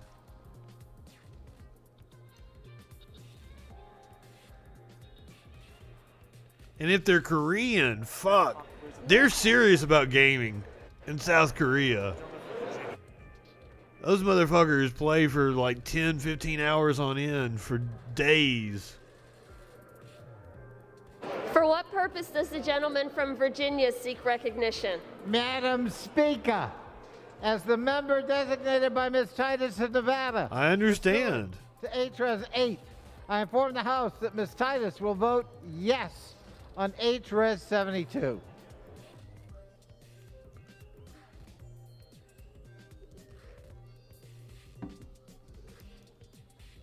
I'm going to start streaming my gaming. I'm going to play a story-driven game Sunday, Monday, Tuesday. So Monday and Tuesday will be after the Troll Patrol. For Sunday, what purpose does the gentleman I'll probably from come on about California 2 or seek 3 in the recognition? afternoon and go all evening. Speaker, as member designated by Congressmember Wednesday's going to be Wild Card Wednesday, and I'm going to play like a fucking indie game or Tetris, round of golf, Gran Turismo. 72. And Madam Speaker, as member designated by Congressmember Napolitano, pursuant to House Resolution. I took some Benadryl last night because I had this rash in my foot. On HRES 72. I took some Benadryl and got some took some bong rips and was playing Gran Turismo, and that was really fun because I was sucking ass. What, do you mean like the motif of Cyberpunk, or do you mean Cyberpunk 2077? Because I had pre-ordered Cyberpunk for the PS4, and yeah. So I had pre-ordered Cyberpunk 2077 for the PS4. That was gonna be the first game I streamed. But then when they delayed it, in November or the beginning of December, whenever they did that last delay, I'm like, oh shit. Yeah, this game isn't ready, and I canceled my pre-order, and boy, do I ever look smart. I'm not even gonna try to play it on a PS5. When I play it, I'm gonna play. That's gonna be like the first game I play on a PC. I'm gonna play Cyberpunk, and because I'll be able to just fucking go all out on it. Of Indiana, pursuant to HRES 8. And supposedly it's amazing on PC. So yes. Why would I sit here? HRES 72. As a member designated by Mr. Price. Yeah, man. So like. Pursuant to HRES 8, I inform the House. That's the way I'm gonna play it, but I haven't decided. Like, am I gonna stream it? I know if you stream it, like, you have to like turn off the copyrighted music. So I don't know if I want to stream it. I might stream my PS5 shit and then like sit here and play Cyberpunk.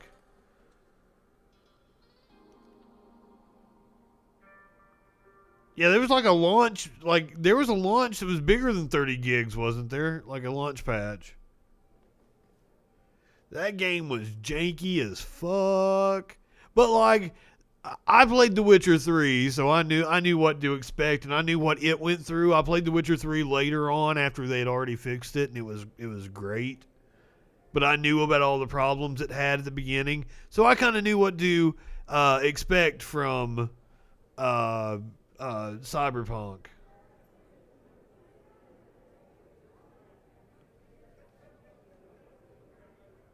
Oh yeah, see that's the thing. I'm lucky. I play a lot of older shit too, so I gotta be careful. I thought about playing Red Dead, but like, do you get popped for Red Dead because it's got a couple songs in it? Because it's been since Red Dead came out that I played it, and I kind of want to go back. I never played the epilogue as John Marston. I kind of want to do that. I played it a little bit, not much. I never beat it.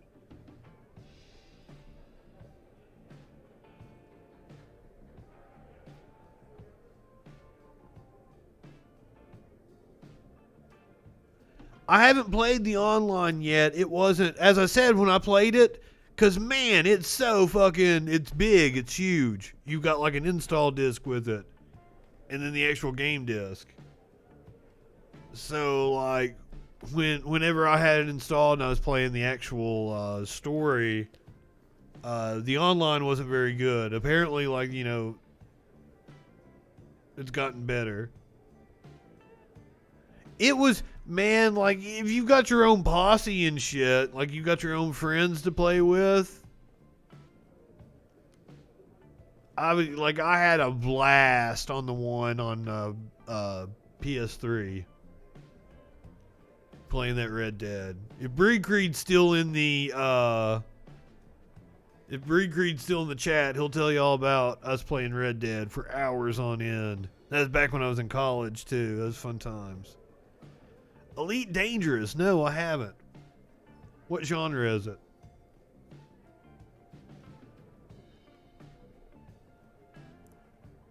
From Arizona. For what purpose does the gentleman from Arizona seek recognition? Madam Chair, as the member designated by What nicely coiffed hair. H-Res 8, I inform the House that Ms. Kirkpatrick will vote yes on H-Res. Ooh, that sounds like fun, actually. I have No Man's Sky, and I've played a little bit of it. I just recently reinstalled it because that kind of shit.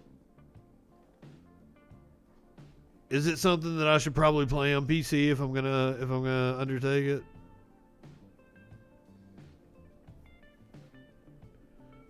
The thing about like playing games on my PC though is I don't want to sit here in this chair on this monitor. And also this monitor is not 4K. I want to sit on that couch and I want to watch, and my TV is connected to my PC. That's not an issue, but I want to sit on that couch. And so I guess actually the issue is I have a controller for the PC, but I don't like it. I don't like the way, so I probably need to get like a wireless controller that I like from a PC. I don't even know how that works, if it's like a Bluetooth thing or some shit. And if that would fuck with responsiveness. A joystick setup. That's another reason why I've strayed away from PCs. I don't like playing with For what purpose does the gentleman from keyboard, Pennsylvania mouse. seek recognition? Madam Speaker, as a member designated by Mr. Oh, I'm sure I can figure it out. House Resolution. I've got other Bluetooth shit set up. Mr. Lawson will vote yay. I just didn't know how a controller would be wireless to a PC. It seemed like Bluetooth would be the prime way. Or I guess it just like a USB, just like a mouse would. What am I thinking? For what purpose does the gentleman from Indiana seek recognition? Madam Speaker, as the member designated by Mr. McHenry of North Carolina, pursuant to I thought about using the PS4 controller. Mr. McHenry will vote nay on House So Resolution. I have used it. They go dead so fucking fast.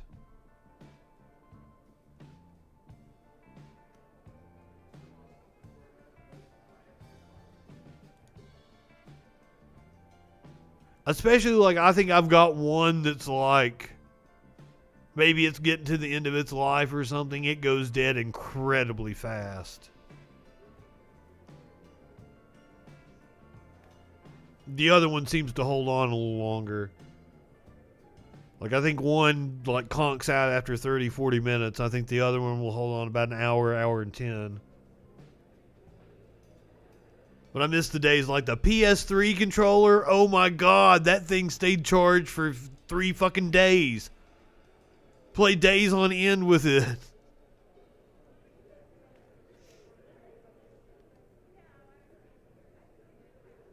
So it looks like we might have 2 Republicans voting for the resolution to strip Marjorie Taylor Greene, but it could also be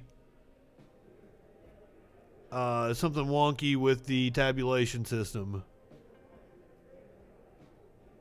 It's huge.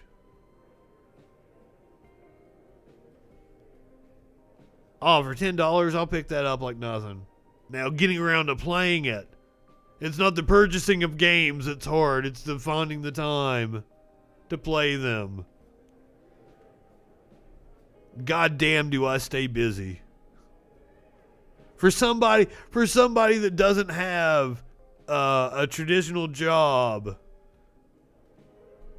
or seemingly any responsibilities, I stay fucking busy.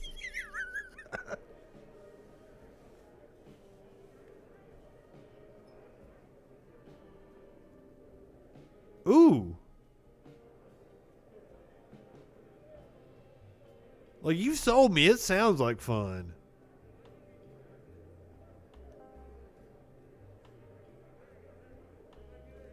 Well, that's the thing, though, is I am on the computer all day. I've got busy shit to do on the computer.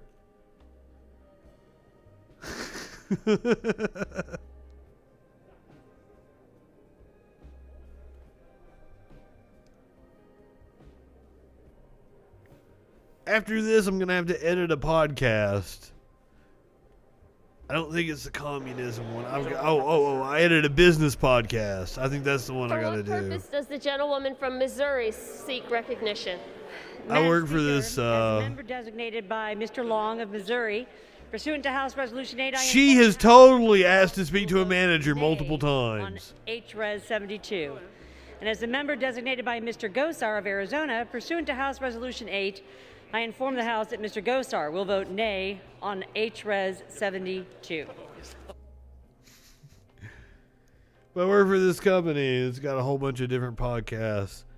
It's incredibly conservative. One of them is like young Christian entrepreneurs. Another one is like successful business. Like it's people that's like CEOs of companies and shit.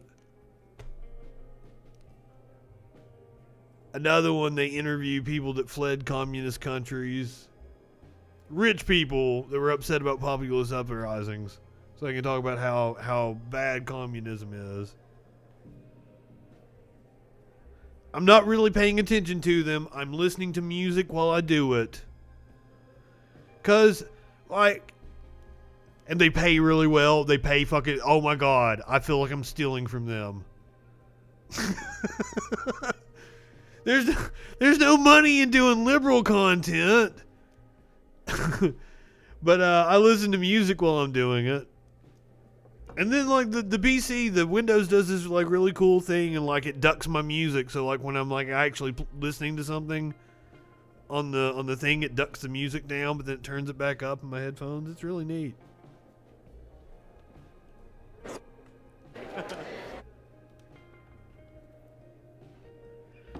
I search out fucking idiot ass conservatives to make fun of, so. Texas seek recognition. Madam Speaker, as the member designated by Mr. Buchanan of the great state of Florida, pursuant to House Resolution 8, I inform. Well, I just figured I'll use their dirty right-winger money to do heathen left-wing shit, and it all balances out. But they keep me busy. I edit like 2 or 3 podcasts for them at least every day or two. Ooh. So let me see where I go. Oh. I know where it's at. I'll give you a little sample of a podcast I was editing the other day. Listen to this audio sample and then in the here. Summer of 1987, at a bar, in the bathroom of this upscale bar, befitting a lawyer who hadn't passed the bar yet, in the only suit I owned, pretending I was this lawyer, I discovered the one thing where I looked in the mirror and finally saw somebody I loved. I discovered cocaine. I said that to like everybody on my friends list with just no. That was the teaser clip I picked from the show. Because that's just the way I am. I'm waiting for the company that does the show to like, hey, can you pick a different clip? But no, like the entire thing is about like how he recovered from drugs and shit and got clean. He's like a self-help guru now.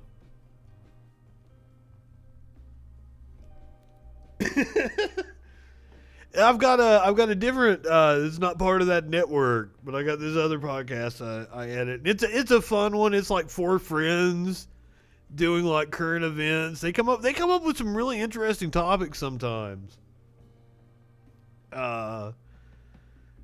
They get my name wrong and shit. Like for some reason they've made me a character on the show. I don't know how I feel about it, but they get my name wrong a lot of times. They'll call me Craig. Craig the editor. No, our editor's Justin.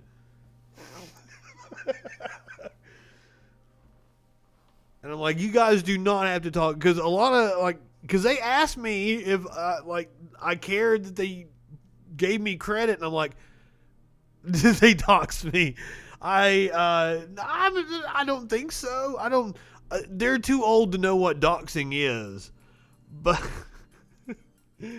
they asked me if they cared if they gave me credit. I'm like trying to say no in a way because like I didn't want to come right out and be like, hey, I'm really offensive as a comedian and a streamer, so you probably don't want my shit on you. So it's probably best not to mention my name. And also, I don't care. You pay me to do the thing I do. I'm not doing it for any kind of a credit. I did a lyric video for a guy the other day. He's like, ooh, I want to put your name in the credits. I'm like, don't do that. Somebody's going to want to troll me and they're going to come to you or some shit.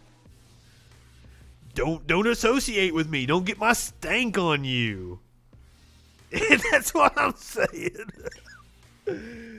Because I've done a really good job of like my actual business that I run.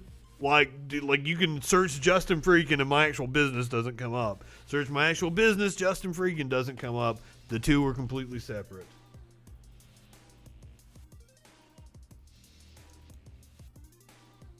And that's certainly for the best.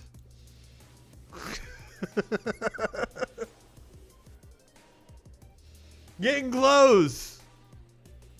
It looks like possibly 4 Republican votes. For what purpose does the gentlewoman from Pennsylvania seek recognition? As the member designated by Ms. Spear, pursuant to H.Res. The madness, he says. I was wearing my Macho Man shirt last night. 72. This is my cream of the crop.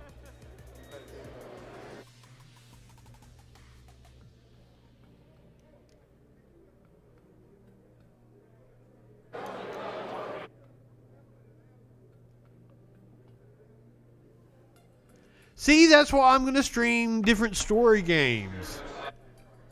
Because I hop games too. But like, I play them through. I will sit and play one game all the way through. Madam Speaker, as the member designated by Ms. Axney pursuant to H.Res. 8, I inform the House that Ms. Axney will vote yes on H.Res. I'm not exactly looking forward to it. That's one of the reasons why I've had all the equipment to stream games for like a month or two now, but I've just been slacking on it because I don't want to commoditize the thing I do for enjoyment, but and I'm also not doing it to try to commoditize my gaming. I'm going to do it just so I have more of a presence on Twitch because this is my thing. I want to make the Troll Patrol more popular, and I think I will get more followers on Twitch by streaming my gaming, and therefore the Troll Patrol will become more popular.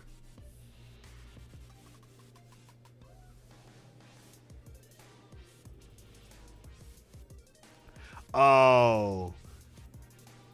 I'm gonna try to not even pay fucking attention, man.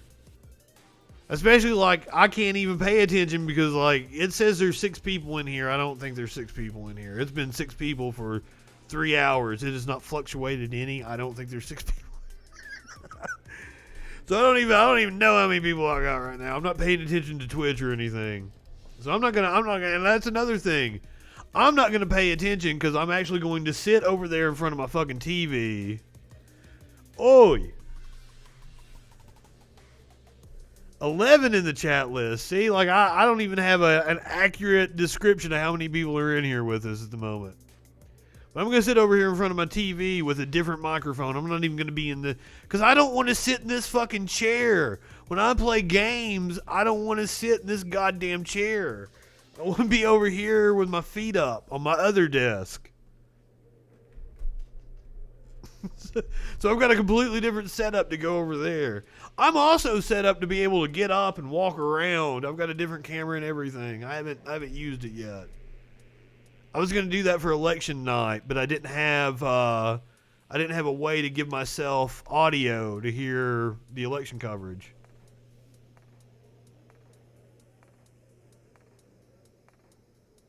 Oh, really? Yeah, I didn't know that.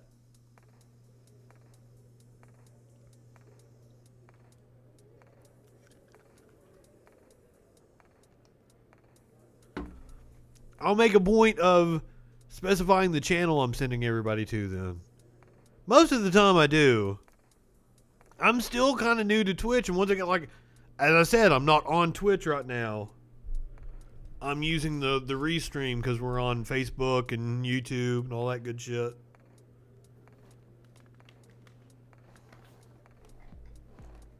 Getting close. Looks like 5 Republicans are indeed going to vote with the Democrats to strip the committee assignments from the Budget Committee and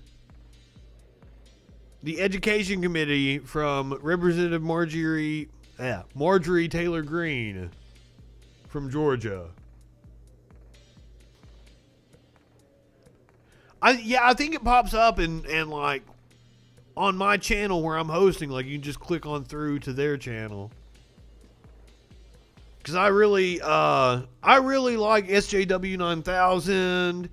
I like Gracie over at Feminist Critique. Those ladies are amazing. I got a crush on Riverboat Jack. So I like all those people. That Tina girl that eats ramen though, like she and I, yeah, we don't really see eye to eye. Everybody else though in the Twitch community is really fucking cool. I'm just kidding. I do not have beef with Tina. She has beef with me.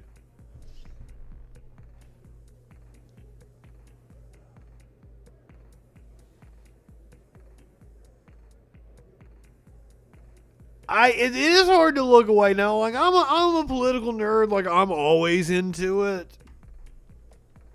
I don't blame anybody for taking. My break was like between Christmas and New Year's. I didn't really pay that much attention, and I half-assed my show.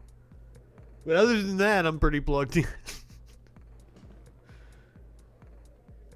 And it is a train wreck that's going to be hard to look away. And this I'm fascinated by what the midterm elections are going to look like in 2022. I know we're seemingly a long way off, but by December of this year, there's going to be challengers to several of the congressional candidates. So we're already going to be back into an election cycle.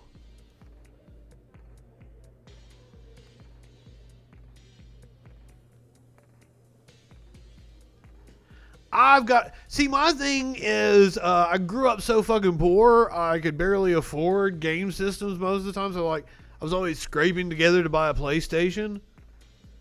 I want to go back and play a lot of the shit that I missed. Like, I've got like the Devil May Cry remaster collection. I'm going to go back and play all those. I got the BioShock collection. I was really excited to see they announced that Mass Effect remaster. I just bought that Mafia remaster. Supposedly it's really good. Mafia 2's not. But I've got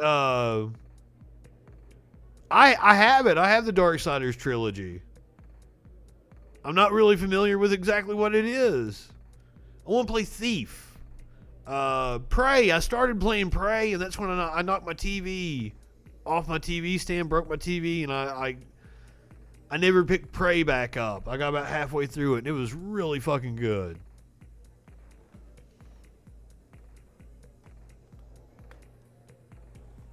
Ooh, that does sound fun. Yeah, I've got all 3 of them. I pay really close attention to that's kind of once again going back to my addictive personality. I pay really close attention to the sales on the PlayStation Store, and I buy like shit when like I get it like super cheap, even if I don't like. I won't even know what the fucking game is. Like, oh, this looks like cool artwork. It's 75% off. Bayonetta. I just bought Bayonetta on it was in the remaster, retro and remaster sale. They've got a new sale going on. I almost bought Immortals Phoenix Rising. It's like I can go ahead and play it right now. and get a taste for it, but like, oh, why don't I just wait until I can play it in 4K when I get a PS5? Whenever the fuck they restock to where I can buy one.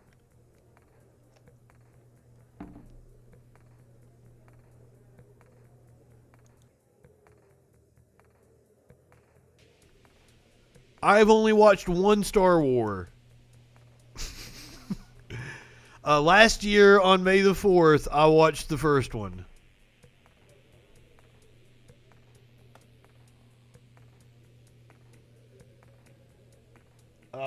I have, what is it, Return of the Jet? No. The Empire Strikes Back is the second one. I have it in 4K and surround sound, ready to go, and I'll watch it on May 4th this year. Because I actually really, A New Hope, is that the first one? I was expecting to go in and not like it, but like I enjoyed it. That was a good movie.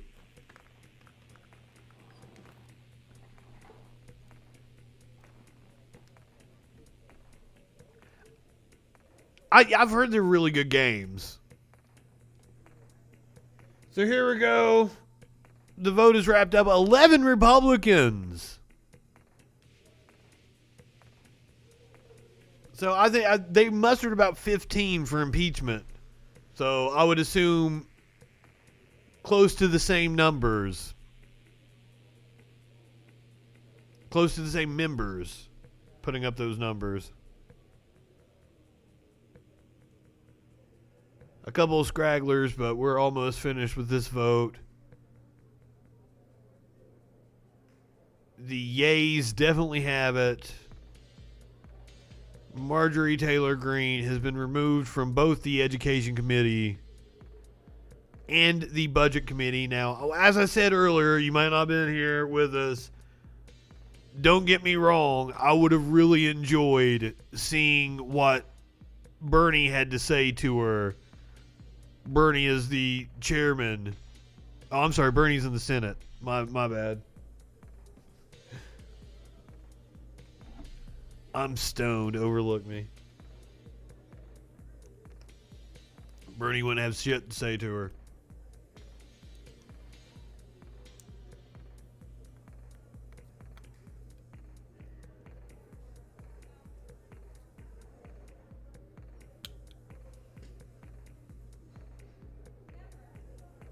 Still waiting on the last couple of votes. I wonder what she's tweeted. You want to find out? You think she has?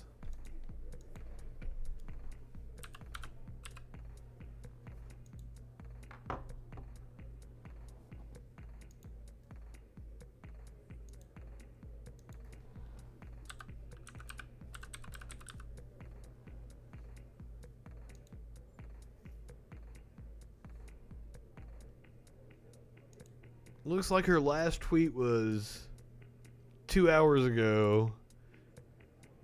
And it's this Breitbart article. Congress wants to crucify me, yet tolerates members who have condoned riots. Yeah, this was her speech from earlier. We played it. Republican colleagues, my district back home in Georgia 14. She tried to turn it around on everybody else.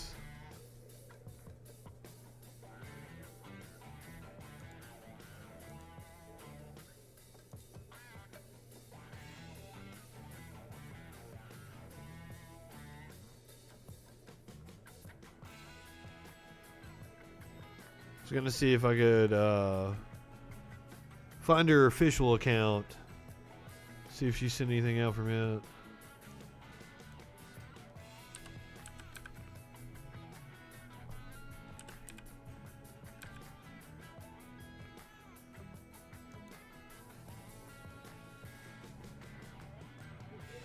Yeah, the last thing she tweeted out was the same video. Last couple of votes. Representative Greene stripped of her committee assignments with the Budget and Education Committees.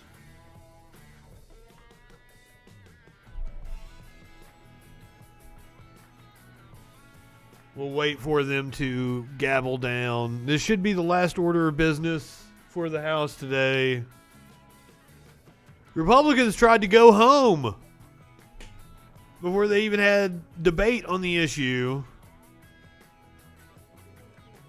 delaying this vote by about an hour by throwing in a motion to adjourn. So we've been streaming here for about 4 hours.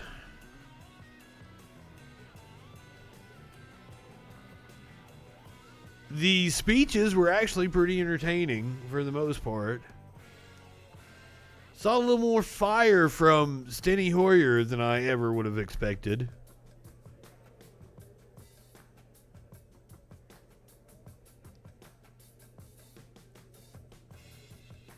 I feel like him walking around with the picture of her tweet was a very effective tactic. And will probably get played on cable news a lot tonight. I don't watch cable news. You guys can let me know about that. But I can imagine it's a picture that you will see scrolling down your timeline on Facebook as well. On this vote, I wouldn't watch it if I did have it. yeas are 230 and the nays are 199. The resolution is adopted. Without objection, the motion to reconsider is laid on the table. So there you have it. For The United States Congress. woman from Wyoming seek Uh-oh. recognition. Madam Speaker, by direction of the House Republican Conference, I send to the desk a privileged resolution and ask for its immediate consideration. House Resolution 95. It is read. Without objection, the resolution is agreed to, and the Now I'm assuming Liz Cheney was one of the 11 that voted to strip Marjorie Taylor Greene of her assignments.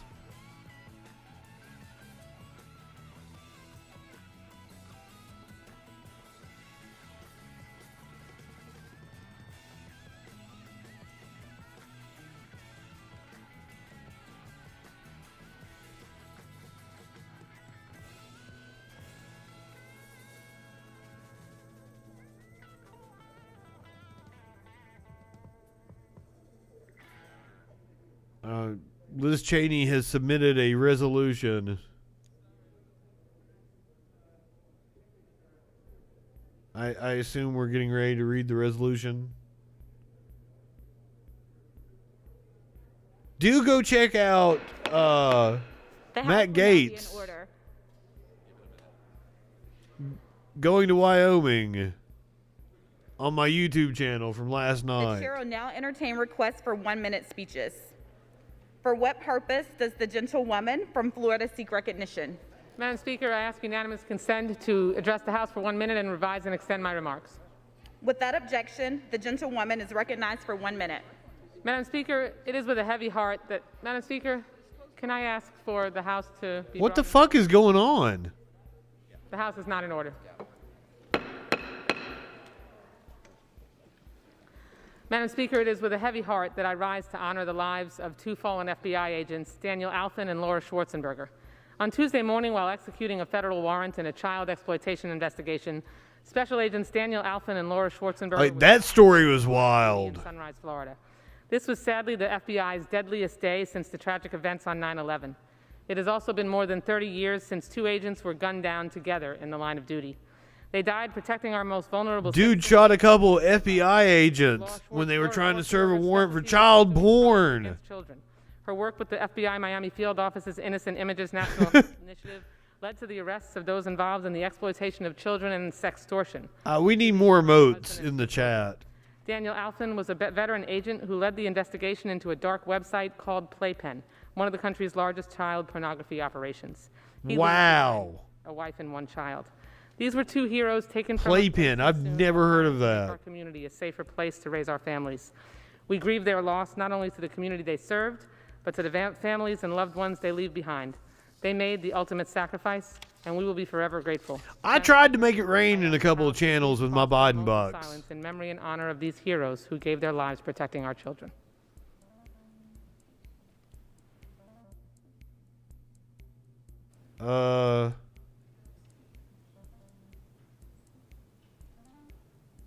We're done voting now, Creed Daly. Representative Marjorie Taylor Greene has been removed from her committee assignments. Now we're just doing some posturing. They're honoring the FBI agents that were killed yesterday in the child porn raid. It looks like the Republicans have left the chamber. Liz Cheney had asked to be...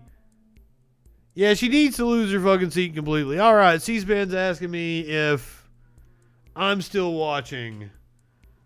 I think that's an indication that it's time for us to wrap up. The vote has indeed succeeded. Marjorie Taylor Greene has been stripped of her committee assignments.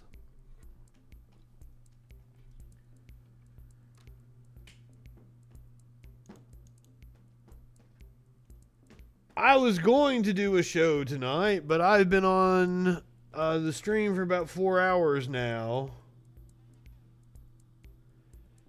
And I